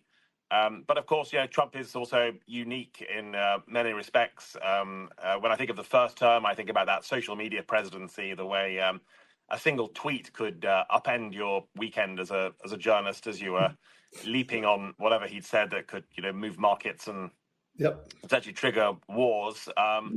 And now, I mean, to me, the second term, on a day-to-day level as a reporter, particularly if you're on White House pool duty or covering what's on the agenda, it's actually more similar than you would think, and even sort of has certain similarities with covering the Biden administration. But on another level, I think this one has been very different.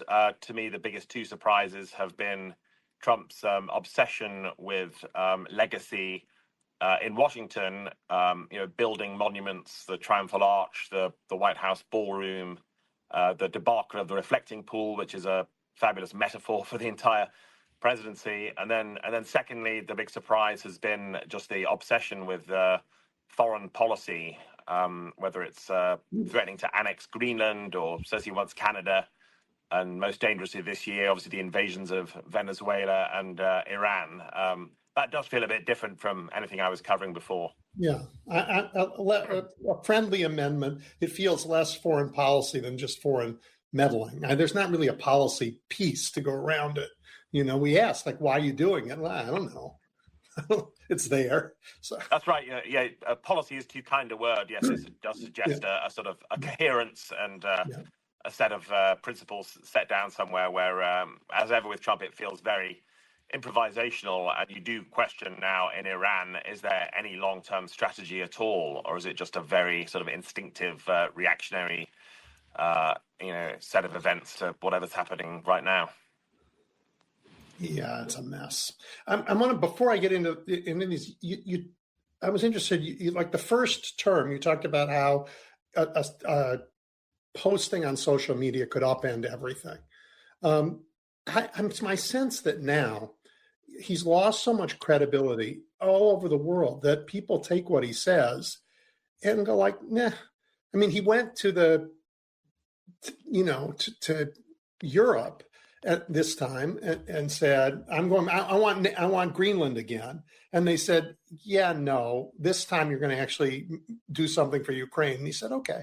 I mean, it's like his bluster doesn't mean anything to people anymore. He said, we're going to take Iran and put them back in the Stone Ages. And they said, yeah, no, you're not.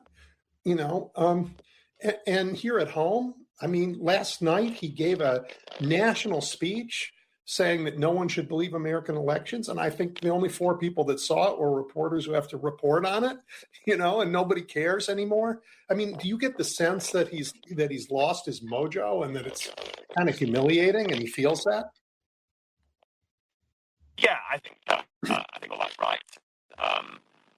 For journalists, we've often wrestled with this dilemma. On the one hand, he's the president of the United States. What he's said. David, I need to interrupt you for 1 second. Your audio has gone. Yeah, I'm hearing that as well. Do you want me to call back on a different device, which I think might be better?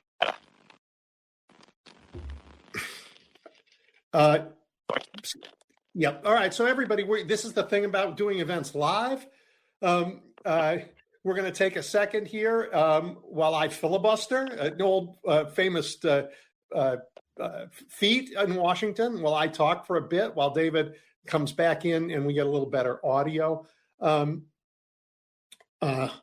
were, talking about that speech last night that Trump gave that I don't know if anybody, I mean, write something in the chat if you saw it or hit those hearts if you saw it. I don't think anybody did. I mean, the numbers look terrible. Or the only people who carried it were Fox and CBS. And, that's Barry Weiss's CBS and Fox is Fox. But even Fox didn't run it this morning and didn't talk about it on Fox and Friends this morning. I just, the man thought he was going to straddle the world. Now he can't even have a primetime press conference about election meddling. I think it's pretty interesting. Sean is asking if you want to see a cut from that speech. And I'm torn. I don't think we need to, because you know what he did. He blathered on about, the elections being stolen. He wants to say he won in 2020 when he lost by 7 million votes and he lost the Electoral College. And he can't handle it. David, you back? Yes. Can you hear me? Loud and clear. Great. I think this camera angle is not quite as good, but the sound and video are better. And shall I just go back to what I was saying? Yes. which was, yes, I think as journalists, we wrestle with that dilemma with Trump from the beginning about, on the one hand, he's the president. We should be covering what he says. It's important. And then on the other, we know there will be some blatant lies and distortions. And of course, in his first term, the Washington Post kept count, and I think it was about 30,000 false and misleading statements that he made. And yeah, I think I agree with you that the pendulum has swung during that time.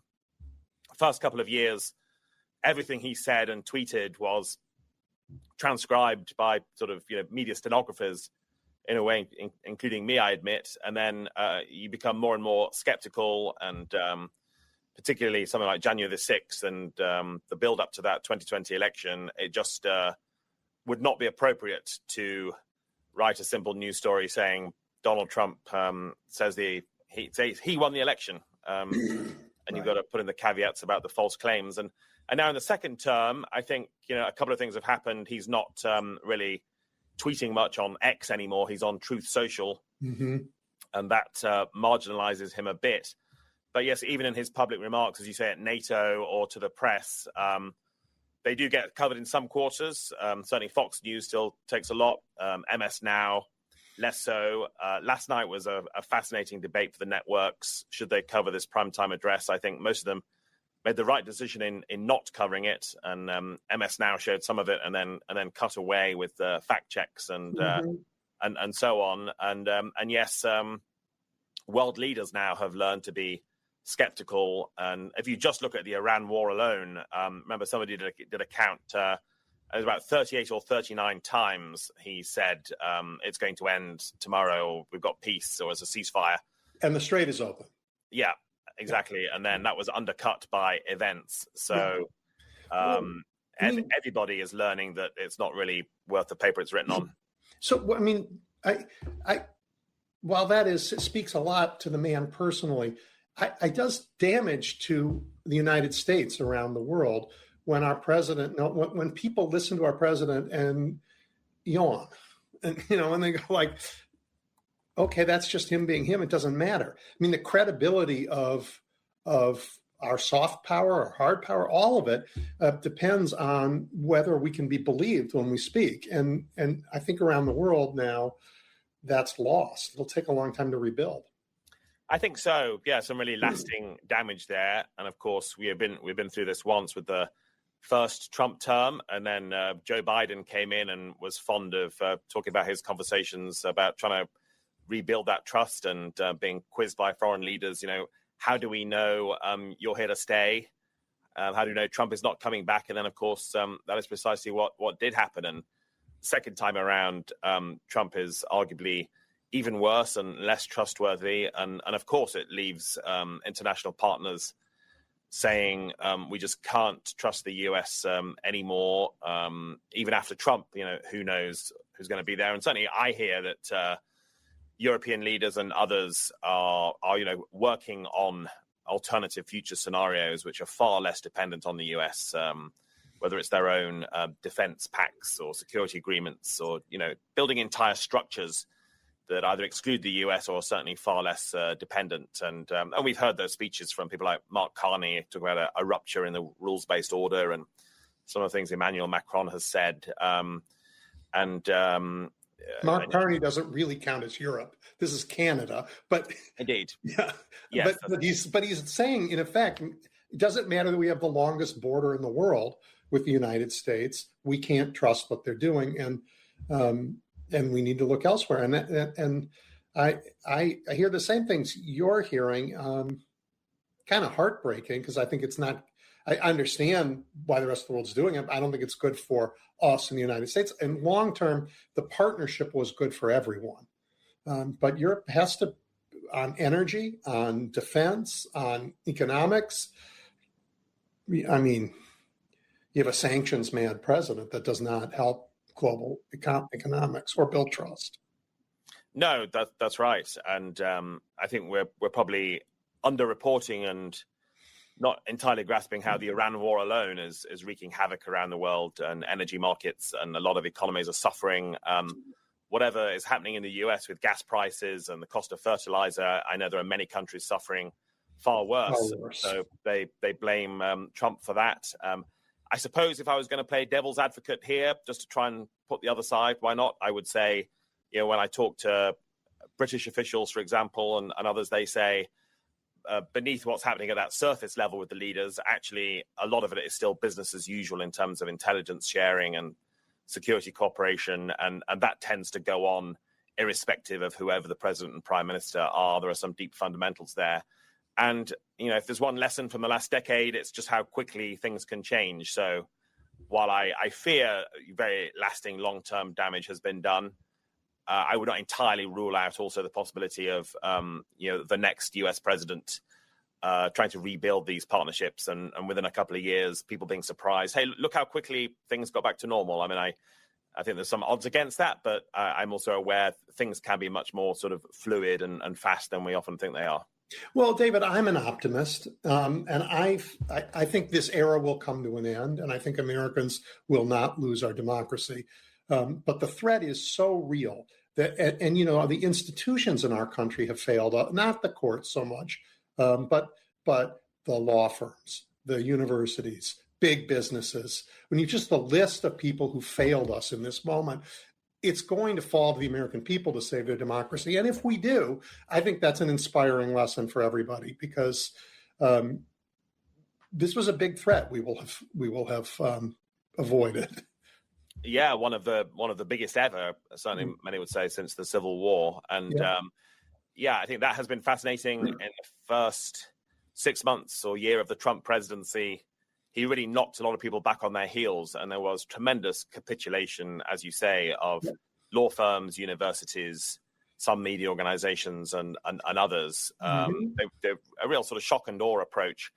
But what's interesting is, I think more recently, you have seen some of these institutions pushing back more, discovering that courage is contagious, discovering that when you don't give in to the bully, he actually stops coming back for more. And I sense maybe a little bit of tide turning. And I think it's been great to see media organizations such as the New York Times and Wall Street Journal standing their ground on certain things, and others also defying Trump and making it clear he's not quite as powerful as he seemed. And yes, ultimately, all these things come down to the people, the citizens, and hopefully they will, ride out the storm. My gut feeling is that democracy will survive, but yes, it's a close run thing. It is a close run thing. And on the topic of journalism a little bit, and the pushback from the New York Times and Washington Post, that recently the FBI showed up at reporters' homes. And they did that because, let's see, the reporters did their job. Right. And the New York Times is fighting that, and the subpoenas might get quashed because the courts are not fully corrupt. And when there are corrupt subpoenas, they have been quashed by courts in this. I see that, and I see the way the press is treated in Washington. And I have to ask you, because this is a august body you're part of, the Washington Press Corps, the White House Press Corps, for God's sakes, what is going on with that? You're going to have a party with Donald Trump in a week, in a ballroom? Like, why? How is that justifiable right now? Yeah, it's a great question. I'll just very quickly add to what we were talking about. I look at the No Kings protests as signs of people power as well, and that's been important. The White House Correspondents Association dinner, as you say, reorganized after that last one with the gunman who apparently is trying to assassinate Trump and everybody diving under tables. I think, there's certainly, I'll tell you what our approach to the original dinner was, because I was one of those people diving under tables, was, we attend every year. It's an association event. We were aware of the politics, so we had 5 reporters covering that event as a news event. Here's Trump speaking for the first time as president there. And then we had 5 press freedom advocates, people like PEN America and Reporters Without Borders, bringing it along to really take a stand, make a point. I think now the rearranged dinner, which I'm not going to for various reasons, but it's definitely not a great look from the outside, whining and dining with this demagogue who attacks the media. But I think at least one of the counter arguments is that this is an annual dinner for the White House correspondents that's happened every year for about 100 years. Its primary focus is actually about the First Amendment and press freedom. It awards scholarships to young journalists to give them a start in their career. Other honorary awards for people. There's an entertainer. The speech by the president has always been one component of it, and that that's been true in the past. It's not a White House event. It's not all about him. So I can see the arguments for it happening, and there's certainly a debate about should this particular president be invited, but that's what the association has decided to do. Well, someone once said about George Gershwin, the great composer, an evening with George is an evening about George. So it's very hard to have an evening with Donald Trump and have it not be about him. Yeah. He is the master of grabbing attention, isn't he? Yes. He is, yeah. All right, speaking of which, so what do you hear from people in D.C. that you talk to about, like a range of issues? I mean, what do people really say when you ask them? Like Pete Hegseth wants to test everybody in the military for testosterone. And I haven't heard the Republicans pound the table and say, we're not going to fund that. That's crazy. What do people say when they're not lying to the camera? I mean, there's bewilderment about all of this. Just kind of lots of face plants, head slapping foreheads, kind of jaws dropping. Obviously, the funny thing about being in Washington is that we have a Trump presidency and all the acolytes around that. But otherwise, the District of Columbia is just about the most democratic place in the entire country. I think Kamala Harris got about 94% here or something. Mm-hmm. So, Trump is a little red dot surrounded by blue. And you don't have to look far for people protesting in that no king spirit. They are horrified by what he's doing, and it's kind of up close and personal here, of course, because the National Guard are deployed everywhere. On the streets. Yeah. It was interesting, the July the 4th celebration, because some Trump supporters did come to town then, and the Great American State Fair had been poorly attended, and then Trump gave a speech which I think most Washingtonians kind of disdained and were not going to be at. It was Trump supporters from the outside, but I think, Democrats are pretty public with their mortification about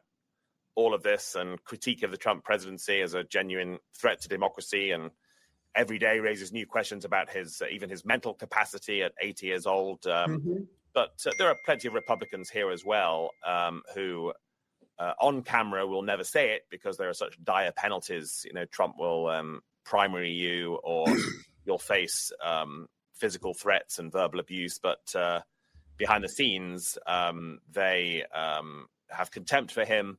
And right now they're tearing their hair out because, if somebody wanted to sabotage Republicans in the midterms, what would they actually do differently from Trump? I agree with that. Everything he says and does, and the folly of this Iran war, it's really hurting his own party. And I think on Capitol Hill, they're very aware of that, but they're not allowed to say so publicly. Well, one of his biggest advocates in the Senate was, of course, Lindsey Graham. And you have been talking to people since he passed. What's the impact on the Senate, on the executive branch, Senate relations, without a guy like Lindsey Graham, who I find very little appealing about him, except that he was very good at making those personal connections with people and with the president and other senators. Now, what happens in his absence? Yeah, and when you think there's 100 senators, but few who rival him for name recognition and just being a colorful, larger-than-life character, and I'm struck by how many plays or satirical TV shows have always enjoyed making fun of him as kind of a Southern dandy out of a Tennessee Williams play. And there was something important about that in terms of, as you say, his personal relations and soft power. And Trump described him as a member of my family. They seem to be close and played a lot of golf together. So I think that will be a setback for the Senate, which already has problems with Trump. And I don't think Trump and John Thune are great friends. And again, the Senate is worried about Trump being obsessed with the Save America Act. It's worried about what it's doing to its electoral chances. Graham was always a useful interlocutor, and even Democrats felt that. And Adam Schiff, Democrat from California, over the weekend was saying Lindsey Graham was a Trump whisperer. So if you wanted to get an issue to the White House or understand what Trump was thinking, Graham was a great person to check in with, and he would at least talk to Democrats. And I think that goes for the international scene as well that we were talking about. That presidents and prime ministers valued Graham as a conduit to the Oval Office if they wanted to bring something to Trump. And just to give one example, I wonder what the death of Lindsey Graham means for the future of Ukraine. He was there right before he died. Exactly. Yeah. Yes, that's right. For the 10th time since the war began. And the last time I met Lindsey Graham, he was talking about how he was still pushing that issue with Trump, along with pushing the Iran issue, perhaps less happily. But without that voice in the room, will Trump become even less engaged with Ukraine and even more sympathetic to Putin? We shall see.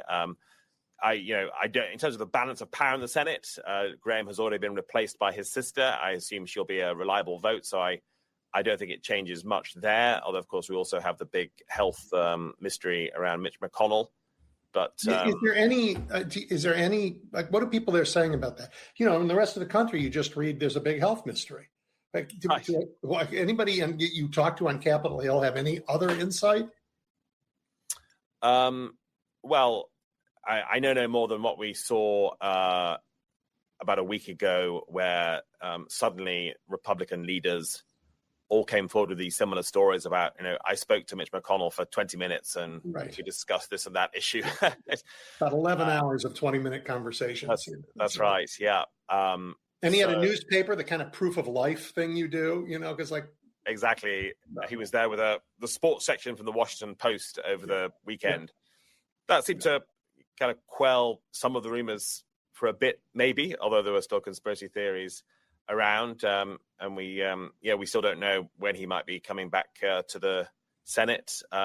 Certainly, I talked to Steve Bannon, former advisor to Trump, leading podcast about all this, and he was espousing the MAGA view that there is something conspiratorial going on here, that his arguments are Mitch McConnell is still the most powerful man in the Senate. He's still the one who pulls the strings, even though he's not technically leader anymore. And therefore, there's a cover-up around his health because the Senate don't want to show weakness to Trump. They think if McConnell is out of the way, Trump will bully senators even more over the Save America Act and other things. And so they want to maintain this illusion that McConnell is still there, knows what he's doing. Seriously, when you hear a guy say that, and he has a big platform, Bannon, and he starts talking like this, does that strike you as just crazy? That particular point, I questioned it, but when I did some other interviews, one or two of them expressed some sympathy with that view, which one never wants to both sides these things. But I think one of them said to me, well, actually, Nancy Pelosi still has huge influence over the Democrats, even though she's not leader anymore. Certainly, the broader point about respect and influence a little bit, but the man is ill, and he had again, like Lindsey, a guy I don't agree with about almost anything, but I don't wish him ill. He had polio as a kid, and now that always complicates illness late in life. Anybody else in that situation, it'll be months before they can go back to work, if they can go back to work. And I don't think that's a cover-up. That's just a fact. Yep, that's right. I think it's obviously also reflective of an age of conspiracy theories, which Trump has done much to stoke, whether it's Pizzagate or the Epstein files, and also comes in a context of the Joe Biden health saga and was there a White House cover up there. Now similar concerns about Donald Trump's own health. So that's why good reporting is so important. Yep. I mean,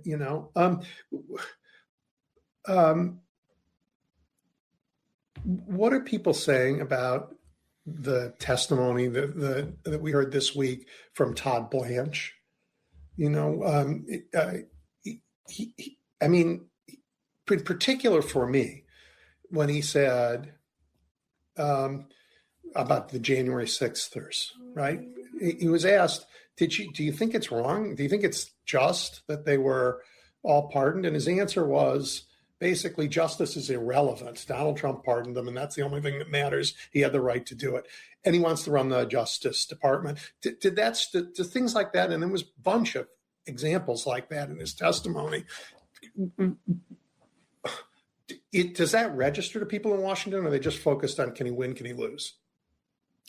Yeah, and Blanche wasn't making much secret of the fact that he was Trump's personal lawyer and probably still would be. I think again, it's a sort of mixed answer. It certainly registers with some people who are following this closely, and Democrats seize on it and go on the shows and talk about it and put out statements. How much of that matters? How many people are watching them on MS Now anymore? I don't know. But I say it's mixed because I think on the other hand, sadly, we have seen a shifting of the Overton window with Trump, and what once would have been outrageous and dominating headlines for days is now just a sort of collective shrug of, well, of course, that's how it is. And, we expect Trump's people to be lackeys and loyalists and sycophants. And it's a shame that numbness has crept in, that, what would have been utterly shocking a year ago now is just kind of, well, that's the way it is. Yeah. Well, I want to shift the window the other direction. So I say crazy things, David, like Mar-a-Lago should be the next Smithsonian Museum, and it should be a museum of American fascism. And you know what? There's plenty of examples like that. Robert E. Lee's home is, after all, right? Or Robben Island is in South Africa. It's not in anything in Berlin. I mean, this is not unique. And I hope he builds the arch. I hope he builds it, because we will clear our national debt by giving everybody in America for $10 the right to take a swing with a sledgehammer until it's gone. We'll be out of debt because there'll be a line to San Francisco and back. Yes, that's right. I mean, to your Mar-a-Lago point, I've often thought that all of this deserves a museum so people don't forget. And we'll see what the Trump Presidential Library comes up. That will be a flag waving exercise, but flag, not ours. Yeah. But I mean, David, around the world, though, you've seen this. When autocrats fall, one of the things that people do to make sure they stay fallen is to take their symbols and repurpose them. Mm-hmm. Right? Yeah. And we'll just have to do some of that. Yeah, that's right. What will happen to the MAGA hat? I mean, I'm fascinated by first the final 2 years of the Trump presidency. Let's assume Republicans lose the House and maybe cling on in the Senate. Trump does not seem like the kind of person who will be a good sport, be content to be a lame duck and just sort of fade quietly into the distance, and certainly to anoint a successor seems to go against the grain for him. And then where does the Republican Party go from there? Is it Vance? Is it DeSantis? Is it someone else? Is it still Trumpist? Does it sort of change direction? It's hard to read where it goes. And I talked to old school Republicans. I mean, old school, is not that far back, because that party is radicalized so fast, but Ronald Reagan era Republicans who think their party is dead and they need to create a new one. They do not believe it can be recreated in the framework. Just like people who talk about America Border Patrol think you can't recreate a border patrol on the structure of ICE. They've been so corrupted, both of them, that it's very hard to build a positive future. And so, I mean, likewise, when I interview Republicans from the Reagan era and afterwards, I often ask that, the anti-Trumpers, I often ask them, can the clock be turned back to the Republican Party of, for example, George H.W. Bush? Right. And I always get pretty much the same answer as you do, that no, that has gone and there's no sort of reversing it. But then it does beg the question, do you burn it all down and start again? I think what I'm getting at here is the problem they have, that it has become a cult of personality. It was a hostile takeover by Trump. It's the worship of him. It's quite literally, golden statues of Trump have been built. And that means it's very hollow ideologically. Sometimes they even openly admit it's kind of, policy is whatever Trump says. Right. So what therefore happens when the idol has moved on, when the cult of personalities, the personality is not there anymore, and that's a tough thing for them to rebuild. And we shall see if Democrats, who are notorious for missing great opportunities, if they can seize that and use it for their own benefit. America needs a right and a left of center party, and we don't have that in the moment. We have a left of center party and a cult of personality on the other side, aided by a Supreme Court that has bought this terrible unitary executive theory for its own reasons. So we're in a governing mess over here.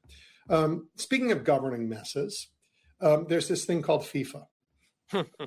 So why don't you educate us Americans about FIFA and take a minute on the World Cup?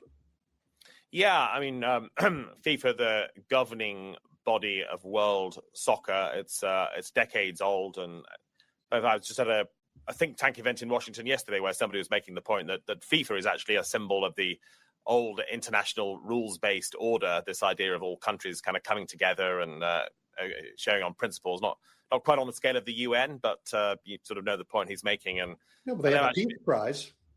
Sorry, yes, the Peace. Yeah, I was. I covered the draw for the World Cup, actually held at the Kennedy Center of all places, another venue that Trump has sought to take over. But of course, his name was recently removed from that. If you're looking for just signifiers that perhaps the tide is turning against Trump, but the draw, of course, FIFA presented him with a Peace Prize as a consolation for not winning the Nobel Peace Prize, and I think that also will be seen as a great metaphor for the sycophancy of FIFA just trying to flatter Trump and get on his good side. And he's had the World Cup trophy in the Oval Office and so on.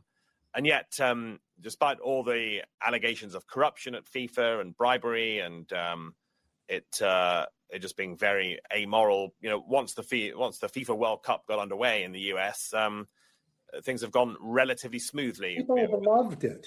Love people who do not know that you can kick a ball at all, because you can't do that in basketball, you can't do that in baseball. They're like, wow, this is amazing.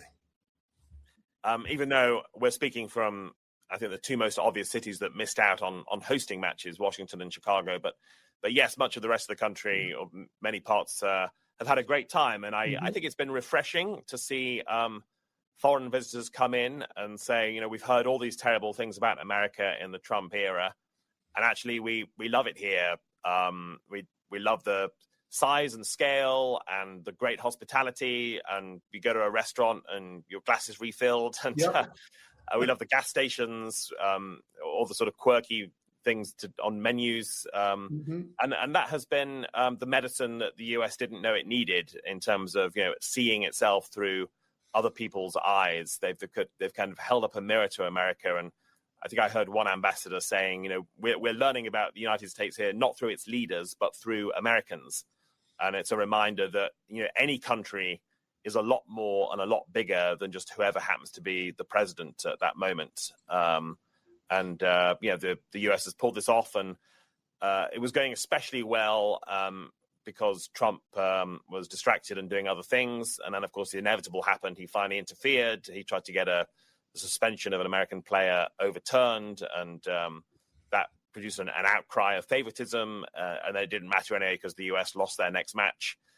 Sadly, there will be a sting in the tail. The World Cup final is on Sunday, Argentina v. Spain, and Trump will be in attendance. So we'll see if the Trump curse, which of course struck the New York Knicks when he attended their game, we'll see if that curse strikes again somehow for the final. Well, speaking for myself, I have been so grateful that the rest of the world, who has a lot of reason these days to be angry with us, we talked about those, has been willing to come here and remember that our people are friends, and that our people are worth visiting, and that the country is a big and interesting place. That's right, and that's why nothing is forever, and Trump has been hugely damaging, and the polls show that perceptions of the US have significantly declined. And I think there was a new one this week showing that maybe for the first time, China is actually viewed more favorably than America, which is worrying. And yet, when Trump is gone, when there's a new president, perhaps the tide can turn quickly again. We shall see. But certainly, I think the World Cup was a net positive, and it was probably a truer celebration of America's 250th anniversary than the somewhat self-indulgent, grim Trump pageants that were held. Yeah, here, certainly in D.C., yeah. I mean, I guess, just to close with this, the U.S. and Israel, too, has learned the same lesson. You cannot, your standing in the world suffers a lot when you confuse strategy with a target list, when you are in a tough position and your instinct is not to try and make peace. I think when you use the power you have to make peace, the world says, we like that, and it's good for you. And we did that. And Donald Trump blew up USAID right away and let people die all over the world. That does not endear you around the world, for sure. Yeah. And I think not for the first time, Trump is more extreme, but he's also not necessarily a break from some of the things that have gone before, thinking back to the Vietnam War and in my lifetime, the Iraq War. These damaged perceptions of the US as well. Trump, of course, promised no more wars, and he still loves to say he's ended sort of 8 or 9 of them and would end the Ukraine war in day one.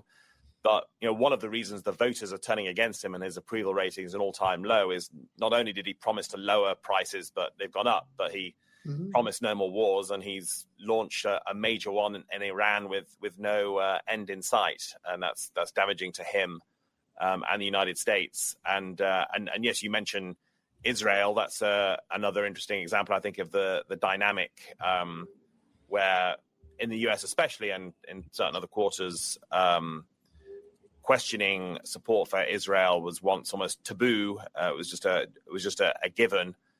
This week, House Democrats were pretty divided over military aid to Israel. I mean, that would once have been unimaginable. And in that sense, Benjamin Netanyahu parallels Donald Trump as a figure so extreme, so beyond the norms that he's made people wake up and realize and finally push back. And so there's a lot of lessons there. Yeah, history is full of leaders who are dead ends. And if we're lucky, we figure out a way to move on in a different direction before we actually hit that dead end. David, your reporting is great. The Guardian is great. Tell everybody where they can find it and how they can contribute to it. Well, thank you. And yeah, if I may do a plug, The Guardian is a 205-year-old newspaper from Britain, but now a major player in the United States. We have 200 staff here, and we like to note often more readers on any given day than even the Washington Post and Wall Street Journal. It's at theguardian.com. And when you go to that site, it's pretty easy to see a little tab where you're very welcome to volunteer a donation of however much or little you like, which certainly, helps us do our journalism. Thank you so much. I really appreciated this. I hope we can do it again. Great to be here. Thank you. Bye. Bye. Welcome back to Edwin Eisendrath's It's the Democracy, Stupid on WCPT 820. All right, everybody. David Neer is back. He is the publisher of Down Ballot, which is, of course, indispensable for people like me who care a lot about politics all the way down. It's data driven, it's thoughtful, and he covers, I don't know, everything from city council to, U.S. Senate. So pretty fabulous. Well, Edwin, thank you so much for having me back. Really appreciate that introduction. And you can find us at the-downballot.com. Lately, you have been paying attention to my part of the country, the Great Lakes. Oh, And yes. so let's just spend a minute up here. I loved your piece on the meddling in Minnesota, the chaos that causes, and the meddling is a better word to use for what's going on in Wisconsin. Could you talk about each of those? Yeah, so let's talk about what's happening in Wisconsin, because that was what just led our newsletter on Friday morning. There you have a multi-way Democratic primary in the race to succeed Tony Evers, the Democratic governor who decided not to run for a third term. And Republicans think that one of the Democratic candidates there, State Representative Francesca Hong, would be the easiest opponent for them to face in November. Republicans have rallied around Republican Congressman Tom Tiffany. He is going to win their primary in a walk. And so a group affiliated with Republicans, particularly their campaign arm, the RGA, the Republican Governors Association, is spending more than $2 million to help elevate Hong, who is a member of the Democratic Socialists of America, definitely the most outspoken progressive in the race. But here's the thing, Edwin. First off, Republicans have done this a lot this year. We have counted at least 14 occasions where they've tried to meddle in Democratic primaries, and they've rarely been successful. They've succeeded just 3 times so far. And then on top of that, in at least 2 of those 3 races where they did succeed, Democrats just responded with a shrug and a yawn, and they said, okay, no problem. The candidate who did win the primary, we're going to get right behind them. And we definitely think that they can win. There's maybe one race that's an exception to all of this. So Republicans are spending a lot of money to do something, A, that may not work, and B, that may not even have an impact on the general election. Or may, because, first off, it's now a 2-way primary. One of the candidates dropped out a few hours ago, actually, from when we're recording this. The Republicans their attack campaign, which is meant as a boost campaign in the primary, right? Has the added benefit of it might boost Republican anger on their side, but also boost Democratic turnout. I mean, being against ICE is not unpopular amongst Democrats. Right. We should talk about what the actual TV ad says. Yeah. And, this is a very common tactic. Democrats do this too. They pretend to attack the candidate that they want to elevate. And they say, so-and-so is too liberal, or if Democrats are doing it, so-and-so is too conservative. Right. In this case, it's, liberal Francesca Hong wants to abolish ICE. Well, abolishing ICE, not only is that extremely popular among Democrats, it's popular nationwide. Most voters actually agree with the position that we should get rid of ICE at this point. The real issue here, though, is I think that Republicans are being somewhat smart about this because they know that being a vocal ICE opponent is definitely a bonus in a Democratic primary. Hong also has taken some positions on other issues that Republicans would wait to mention until the general election. Mm-hmm. She's spoken out in favor of defunding the police. She has, I don't know exactly how to put this, maybe flirted with the notion of prison abolition. These are much less mainstream positions. And so if Hong wins the primary, I would expect Republicans to make an issue of these topics. But we're also looking at a political environment, Edwin, where Democrats have the wind at their backs, and Republicans are probably not favored to win Wisconsin, the governor's race, and to flip that seat, which of course they lost in 2018 when Scott Walker lost. So yeah, they're definitely a little bit desperate here. And the other candidate in the race, I believe, is Mandela Barnes. So there's actually 3 other candidates in the race. Barnes is definitely the most prominent. Right.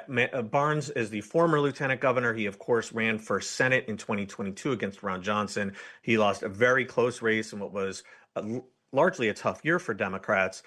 He is the most prominent name, but there are a couple of other names as well. There has even been talk on Friday morning, right after the current Lieutenant Governor, Sarah Rodriguez, she dropped out because her campaign imploded. Apparently, it seems like her campaign manager might have stolen money from them. And a former candidate who also recently just dropped out, David Crowley, he is being talked about as possibly re-entering the race. This one is very, very much up in the air right now. So again, I've talked about this with other people about other races in the country. I just love some of the chaos of a working democracy. People who think it's all just run smoothly don't get that this is about human beings getting together to sort of elect who represents them going forward. And that is always a bit messy. And we figure it out. Exactly. There is such a strain of Beltway conventional wisdom that primaries are a mess, primaries are bad. The parties want to avoid primaries. And that's definitely true to a certain extent, that parties want to avoid them. But sometimes, in fact, I think oftentimes having a primary can be a really good thing. I mean, look at Maine right now. I was going to go Democrats. there. But Democrats are lucky. Oh, sorry. On your topic, but before we get to Maine, because we'll spend more time on that, the lack of a primary certainly did not help Kamala Harris, right? And to zoom out more, when parties are trying to figure, when you're in a period of transition, and in truth, we are in one. We are moving from an era where America had two legitimate political parties, a left of center and a right of center, where what you do in a working democracy, the skill you need is to go negotiate those differences. So the old guard in DC grew up with the skill set, let's make a deal. And that made them good. The Republican Party opted out of that and said, we're never going to make a deal. It doesn't matter. There's nothing you can do. And that made the Democratic skill no longer useful. Right now they're old and they're there. So we're going through a moment where it's not left, right. We're replacing let's make a deal with let's get stuff done. And at the same time, we have a generational shift going on. Primaries are where we go and work that stuff out. So it's enormously important functionally if you're going to have political parties that survive over time and change over time. I couldn't agree more. You put that really, really succinctly. And you're right. It is not a fight among Democrats, really between left and right, though it often gets portrayed that way. The best framework that I've seen is fight versus don't fight. And, right. The folks who are in the don't fight camp, of course, they don't identify themselves that way, but they are the deal makers. These are the folks who wanted to get to Congress so that they could engage in this sort of deal making, bring back money for their districts or states, get their pet projects funded, maybe have one or two issues that are important to them, get those put front and center. And we're in just a totally different moment right now. We are in a war for the soul of our democracy. And yeah, you have to have these kinds of primaries because otherwise, then the Democrats would just ride these kind of old school, antiquated deal makers to their political death. Yes, and they're not. And while that was the right skill in a different era, Yep. It's the wrong skill for the one we have now. And the way we're fixing it is in primaries. Okay, let's go to Maine. Okay. I am so impressed. I really am deeply impressed that we had this debacle, the Plattner debacle. And first, the Democrats took a values stand and said, you know what, he cannot be our candidate. And that's not easy to do, right? But we did. Then they designed a pretty innovative and also pretty old school, so it feels familiar, way to select a new nominee, which apparently people are accepting and participating in, and it's generating excitement on its own. And throughout, David, they didn't lose their focus on Susan Collins. That is a trifecta of things that are hard to do. Especially in such a compressed time frame. It's so funny you say that, Edwin, because I was talking just recently with a friend of mine who is a Mainer, Democrat there, following all this very closely, very involved in politics. And, he's going to participate in one of these local conventions where they will pick delegates to go to the statewide convention that is happening the following weekend to pick a new nominee. And I gotta say, I'm pretty impressed with the main Democratic Party for pulling this off. This is not hard. They are facing such scrutiny and, frankly, some bad faith attacks out there. They have very little time to pull this off. And yeah, this does seem like a very reasonable way to come together and pick a new nominee. And also, I think Maine Democrats are quite lucky that they had a number of strong candidates from the gubernatorial primary who came up Right. just short and still have essentially campaigns that they can pull back together and pivot to take on Susan Collins, because they're going to have only 100 days to do that. And it's going to be an exceptionally hard race. But I think they're about as well positioned as they can hope to be. Yeah, I do too. I mean, there are some lessons we all have to learn from this Graham Plattner example. Our enthusiasms aren't enough.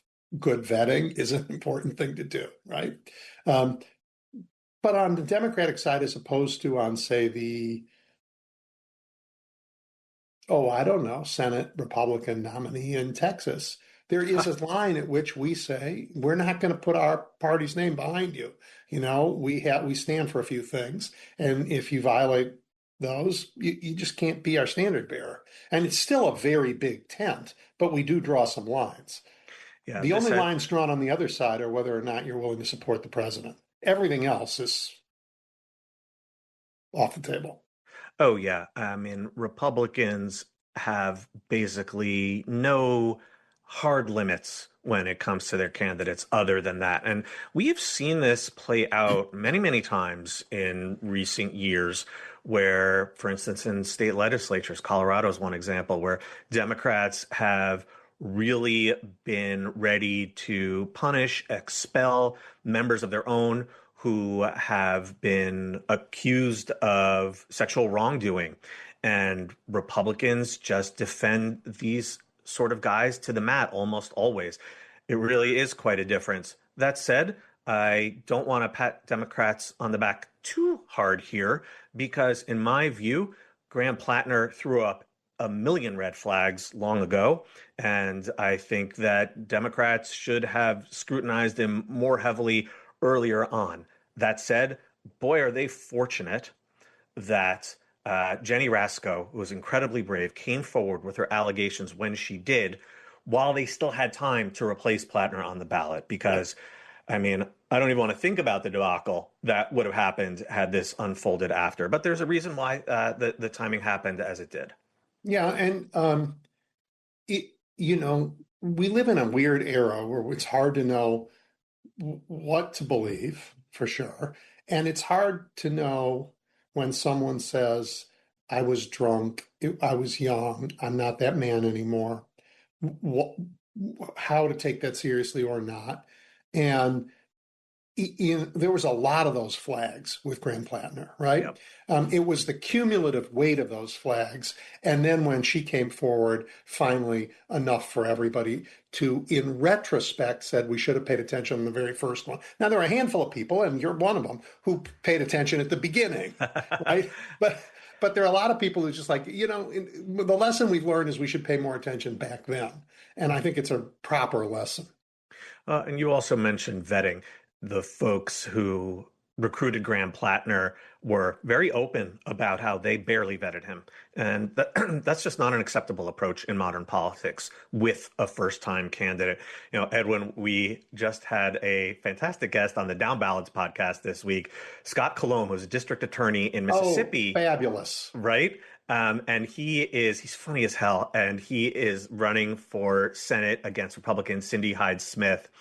And he was nominated for a judgeship by Joe Biden, and Cindy Hyde-Smith had blocked it. And what he said to us, though, was something really funny. He said, I am so vetted, because to be considered for a federal judgeship, right, you have to have the FBI. Everyone is just combing over you, fine-tooth comb. And so I very much appreciated that. So yeah, maybe you don't need, FBI level scrutiny, but you need something more than what Graham Plattner got. I have a piece of Illinois trivia that I think you'll appreciate, and that's related to this. Way back in the 80s, I think it was the 80s, we didn't quite fully vet a couple candidates, and they were I of the know who you're Lyndon talking LaRouche about. party, Yep. right? And they got nominated as Democrats, and that meant that our Democratic standard bearer for governor at the time, Adlai Stevenson, had to decide to run off the party. He wouldn't run with them so that they couldn't be elected. It was a terrible disaster for Democrats. But the party said, yeah, you know what? We're changing our name. We're not running as Democrats this year because those people hijacked our party. I'm so glad you brought up that story because it's one that's always been in the back of my mind and one that I have referenced. What do you do when your party nominates a completely unacceptable candidate? And as I recall, the LaRouches managed to get their candidate for lieutenant governor nominated as the That's correct. Democrat. And And they haven't Adlai been, Stevenson III said, I can't run on a ticket with this guy. that's right. And the Republicans won. And, it was, like you said, a disaster for Democrats. But I think the worst disaster probably would have been to elevate the LaRouches and have to defend them on your ticket, put them in office, create the risk that Adlai Stevenson gets elected governor. And if he can't finish out his term, that a LaRouche becomes governor. I mean, this to me is such a strong example of what you should do when your party nominates someone completely unacceptable. And Democrats did it in Illinois, and Republicans still continue to ride Donald Trump down the drain. Well, the Democrats from Adlai up to Maine today are not willing are willing to turn their backs on people that should not be our standard bearers. And that's just not true on the other side. Yep. I mean, Yep. Ken Paxton should not be in office anywhere. Well, Republicans have paid a price for this. They, by nominating some extremely unacceptable candidates, they have lost otherwise winnable races. I mean, you've been following this for a long time. We all remember 2010 when, I am not a witch, Christine O'Donnell in Delaware won the GOP nomination for Senate and saved Democrats bacon in that race. And Paxton, he is part of the reason why James Tallarico, the Democratic nominee for Senate there, is looking so strong as he is. Taking nothing away from Tallarico. It Absolutely. helps when your opponent is a thug. Oh, no question about that. Yeah. But this is after 2022 when Republicans unexpectedly, in a lot of ways, performed much worse than they had hoped. I remember speaking with an analyst who talked about the MAGA tax that Republicans, by nominating some of these extremists, these really feral candidates, were paying a price in the general election. And I think we're probably going to see that again in some races in November. So talk about Minnesota. And, you have here, as you put it, election denier endorses election denier. Oh man, Mike Lindell, the pillow guy. Yeah, the Minnesota GOP is beside itself. So this is one of those examples. Yep. This is the race to replace Tim Walz, the governor, who also decided not to run for a third term. And Democrats long ago rallied behind Senator Amy Klobuchar, and she is just an institution in Minnesota politics. Yep. She was the heavy favorite the moment she stepped into the race. But Donald Trump really shot Republicans in the foot. Just the other day, he endorsed Mike Lindell, the absolute craziest election conspiracy theorist other than Donald Trump himself. And what was amazing is that the chair of the state GOP put out a statement saying, you basically screwed us here, and now we have no hope. And it's so important, not just because of the governor's race, but because Minnesota Democrats have the chance to win back the so-called trifecta.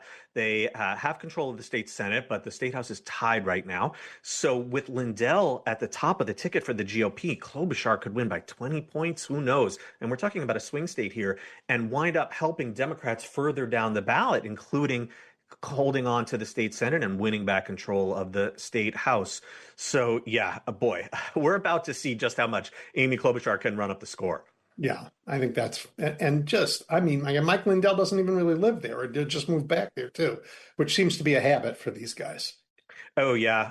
It definitely is pretty egregious. Republicans have nominated quite a few candidates in recent years with the thinnest of ties to the states that they're running. And we have, Tommy Tuberville, who actually is the senator from Alabama, but seems to live in Florida. He's just one of a million examples I can point to. But yeah, it can be a real problem. Okay. I have a real problem that's a math problem that you solved.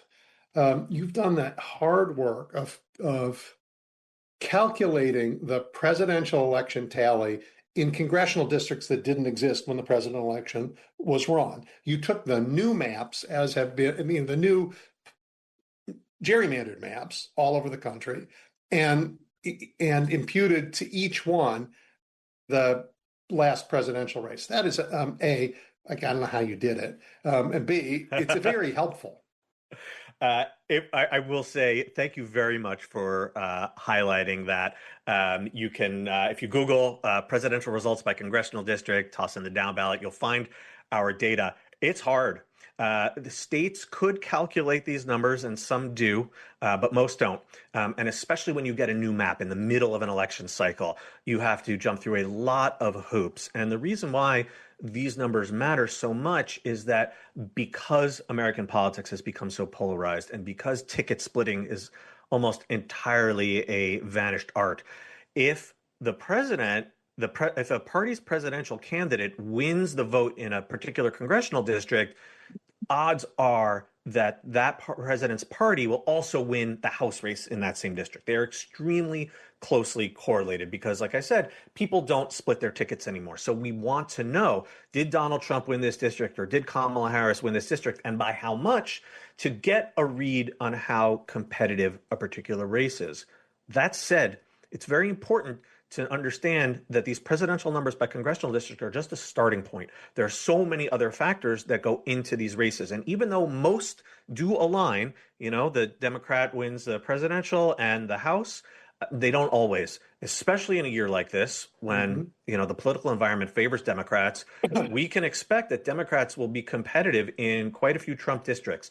And now with this data, we can understand how Trumpy they are.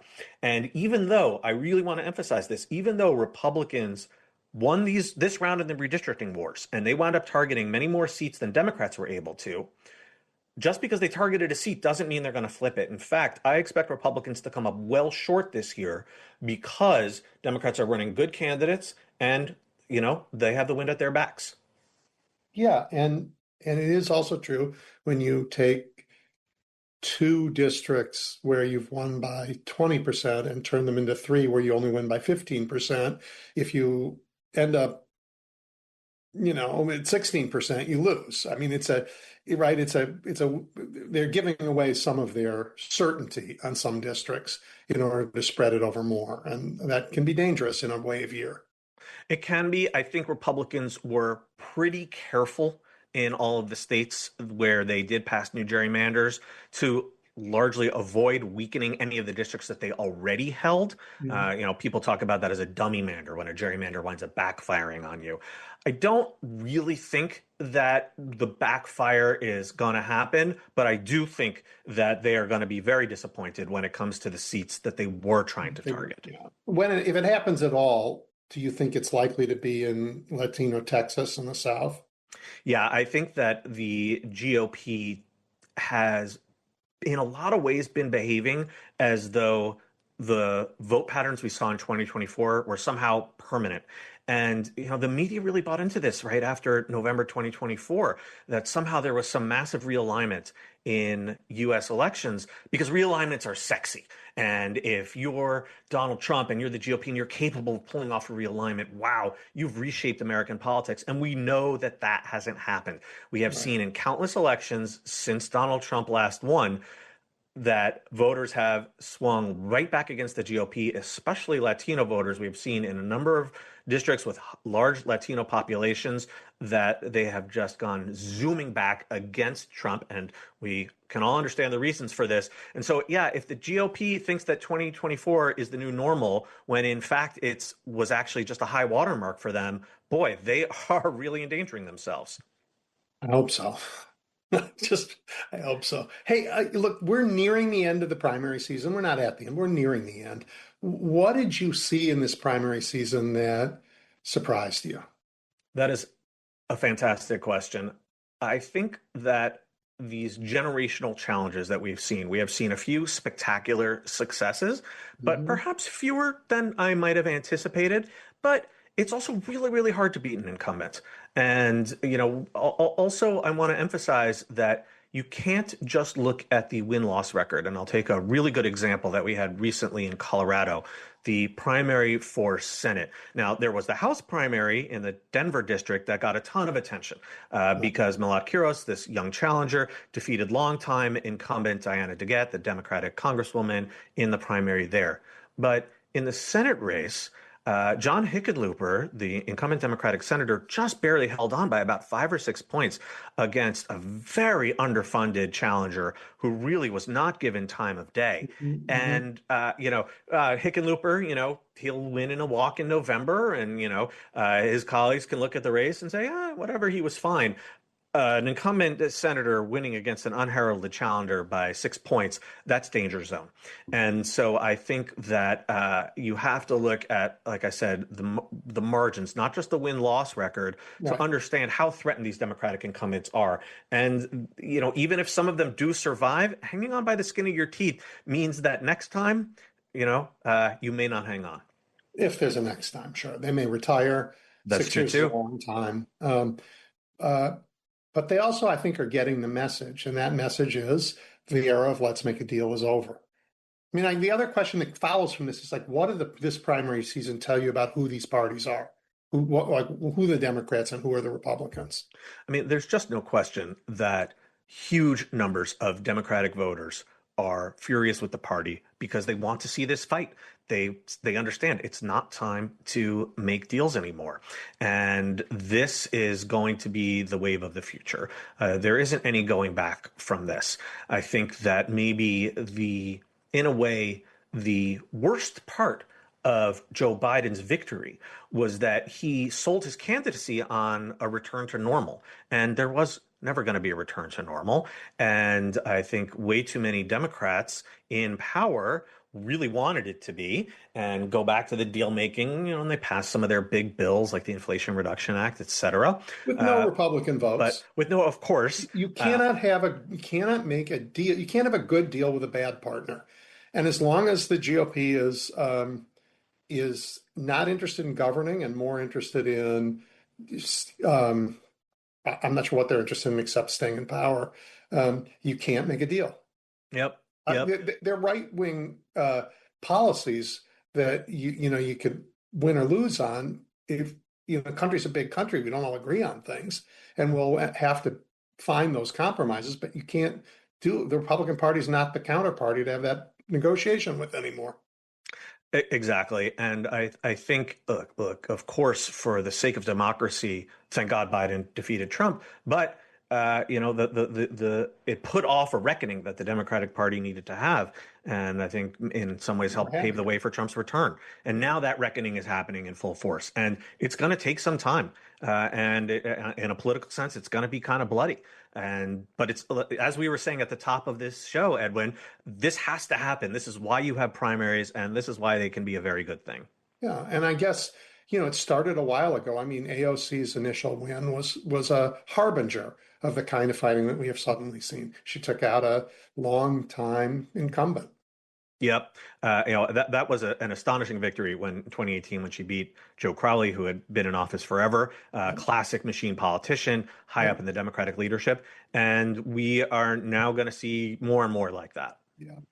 All right. You and I have talked before, because it particularly weighs on both of us, about the horrors of ICE and what they're doing in the country. And, this week we have 2 more killings, maybe 3 if you count the guy they chased into the street and he got hit by a car.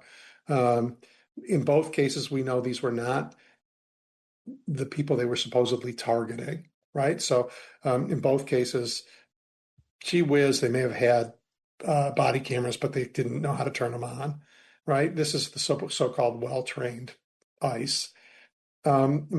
And in the hearings that we just had for Todd Blanche, I heard Republican senators say anybody who isn't for ICE is anti-police, is anti-law and order. This is a bright dividing line. I think it's going to make a difference in Maine, no matter who the Democrats finally put out there, because Susan Collins voted to give them all that extra money and they don't have any extra accountability for it. Do you think this is going to be a difference? I mean, in a handful of issues, weirdly, in this very personal, do you like Donald Trump or not? There's some issues that are rising.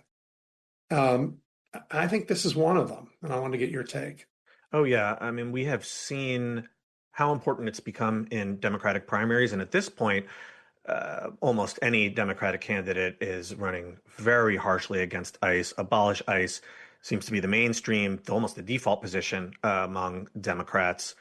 In terms of the broader general electorate, Republicans are really going down with a sinking ship on this one, because independents also are very hostile to ICE, not to the same degree that Democratic voters are, but overwhelmingly view ICE negatively.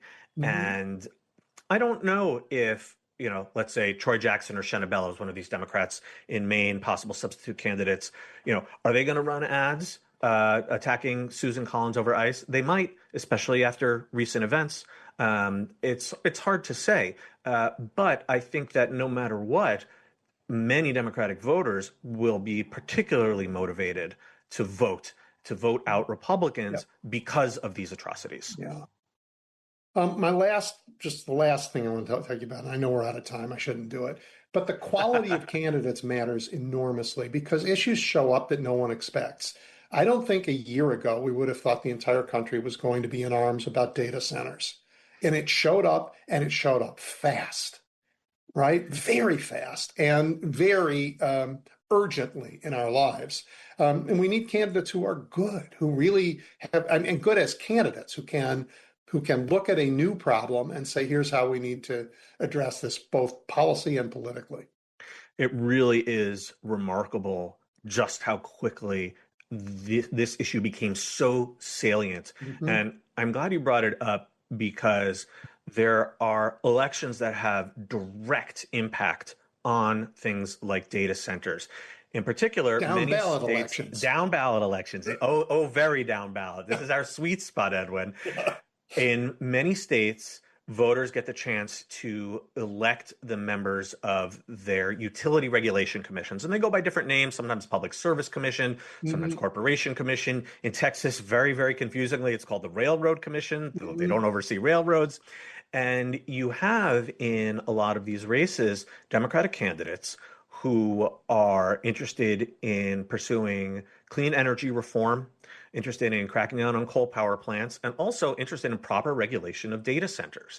And I've spoken to some of these candidates, and they have said that data centers are just a huge issue that they keep hearing about, because voters understandably associate them with their skyrocketing electricity bills. And they also, are unpopular for all kinds of other reasons, environmental reasons, the noise they cause, showing up in, near residential neighborhoods, et cetera. And so I want to urge your listeners, if you are in a state or a local jurisdiction, because there are local utility regulators as well, if you live in a state or a city where these kinds of elections are on the ballot, utility regulators are on the ballot, please pay close attention, because they will have a direct impact on your well-being, on your environment, and on what you pay for your electricity. So we're out of time. So let me just say, for those of you who care about this issue and you don't know whether it's an issue in your area and want to find out, go to the down ballot.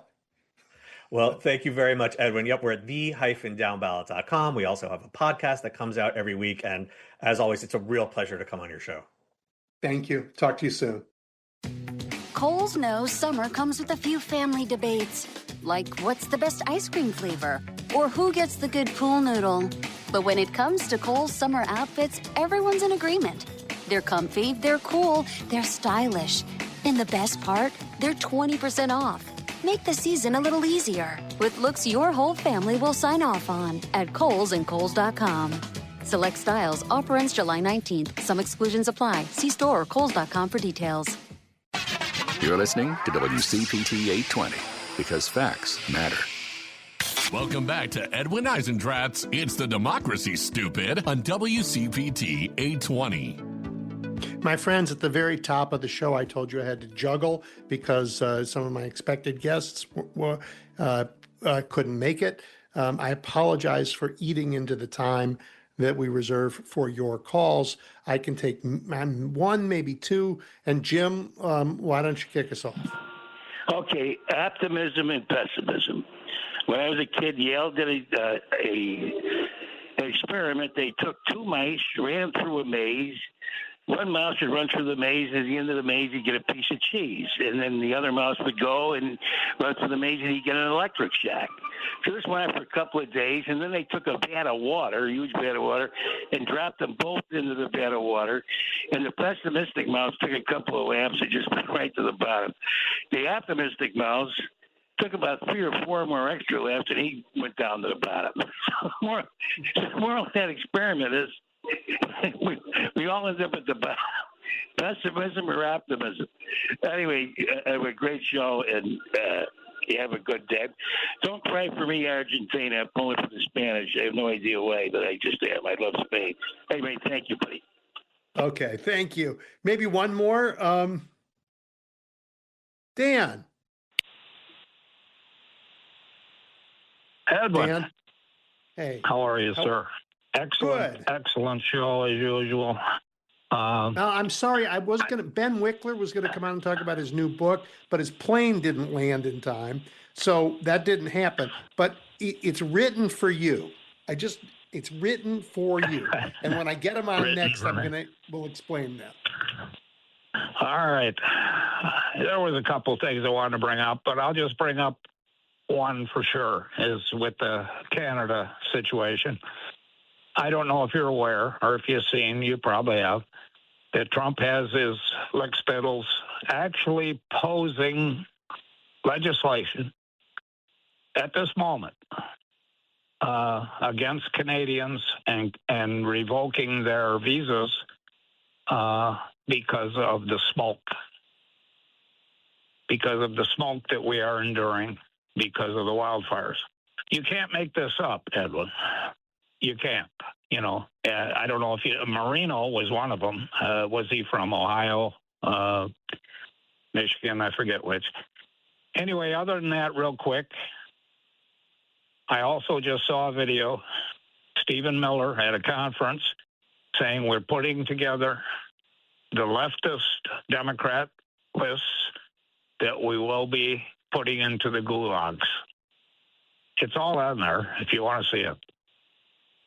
Your thoughts? I don't disagree with you that they are as terrible and as dangerous as we think they are. They would, if Stephen Miller could arrest all of us and put us in the gulags, he would. But the good news is he can't. He can say it.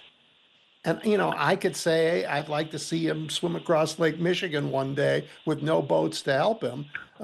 I can't pluck him out and put him in the middle of the lake. They're going to talk their horrible talk. It's some perverted idea of what a man is. They really do not understand what we men are. They somehow have replaced. I think of the sacrifices of. Forgive me, I'm going here. I probably shouldn't, but like. Socrates was martyred for philosophy. Paul was martyred for faith. Neither of them proved their manliness by looking for the evilest, cruelest things they could do. They proved it by rising above the misery in their world and reminding us of our better selves. Right? This crowd doesn't do that. They are wrong about what it is to be a man. They're wrong about what it is to be fully human. That doesn't mean they're not human, but they're wrong about they don't know what it is. And they cannot succeed in these terrible things that they're telling us every day they're going to do to us. They can't. We're going to beat them. We're going to throw them out. They will have no power. And from their rage in their powerless little corner, they're still going to say they're coming for us and they're going to put us in a gulag because this is who they are. But we're not going to let them do it. I guarantee you that the mask is not bulletproof. And that's what everybody needs to start realizing. The mask is not bulletproof. Yeah, I am not, you know me, I do not go for political violence. And we are not in a civil war. We do not need political violence. We need each other. And with each other, we will beat these people. And then we will build the future that we all deserve. And we're out of time. I always appreciate these conversations. And all of you, forgive me for the juggling that I did and cutting into your time for calls. We will talk again next week. In the meantime, take care out there.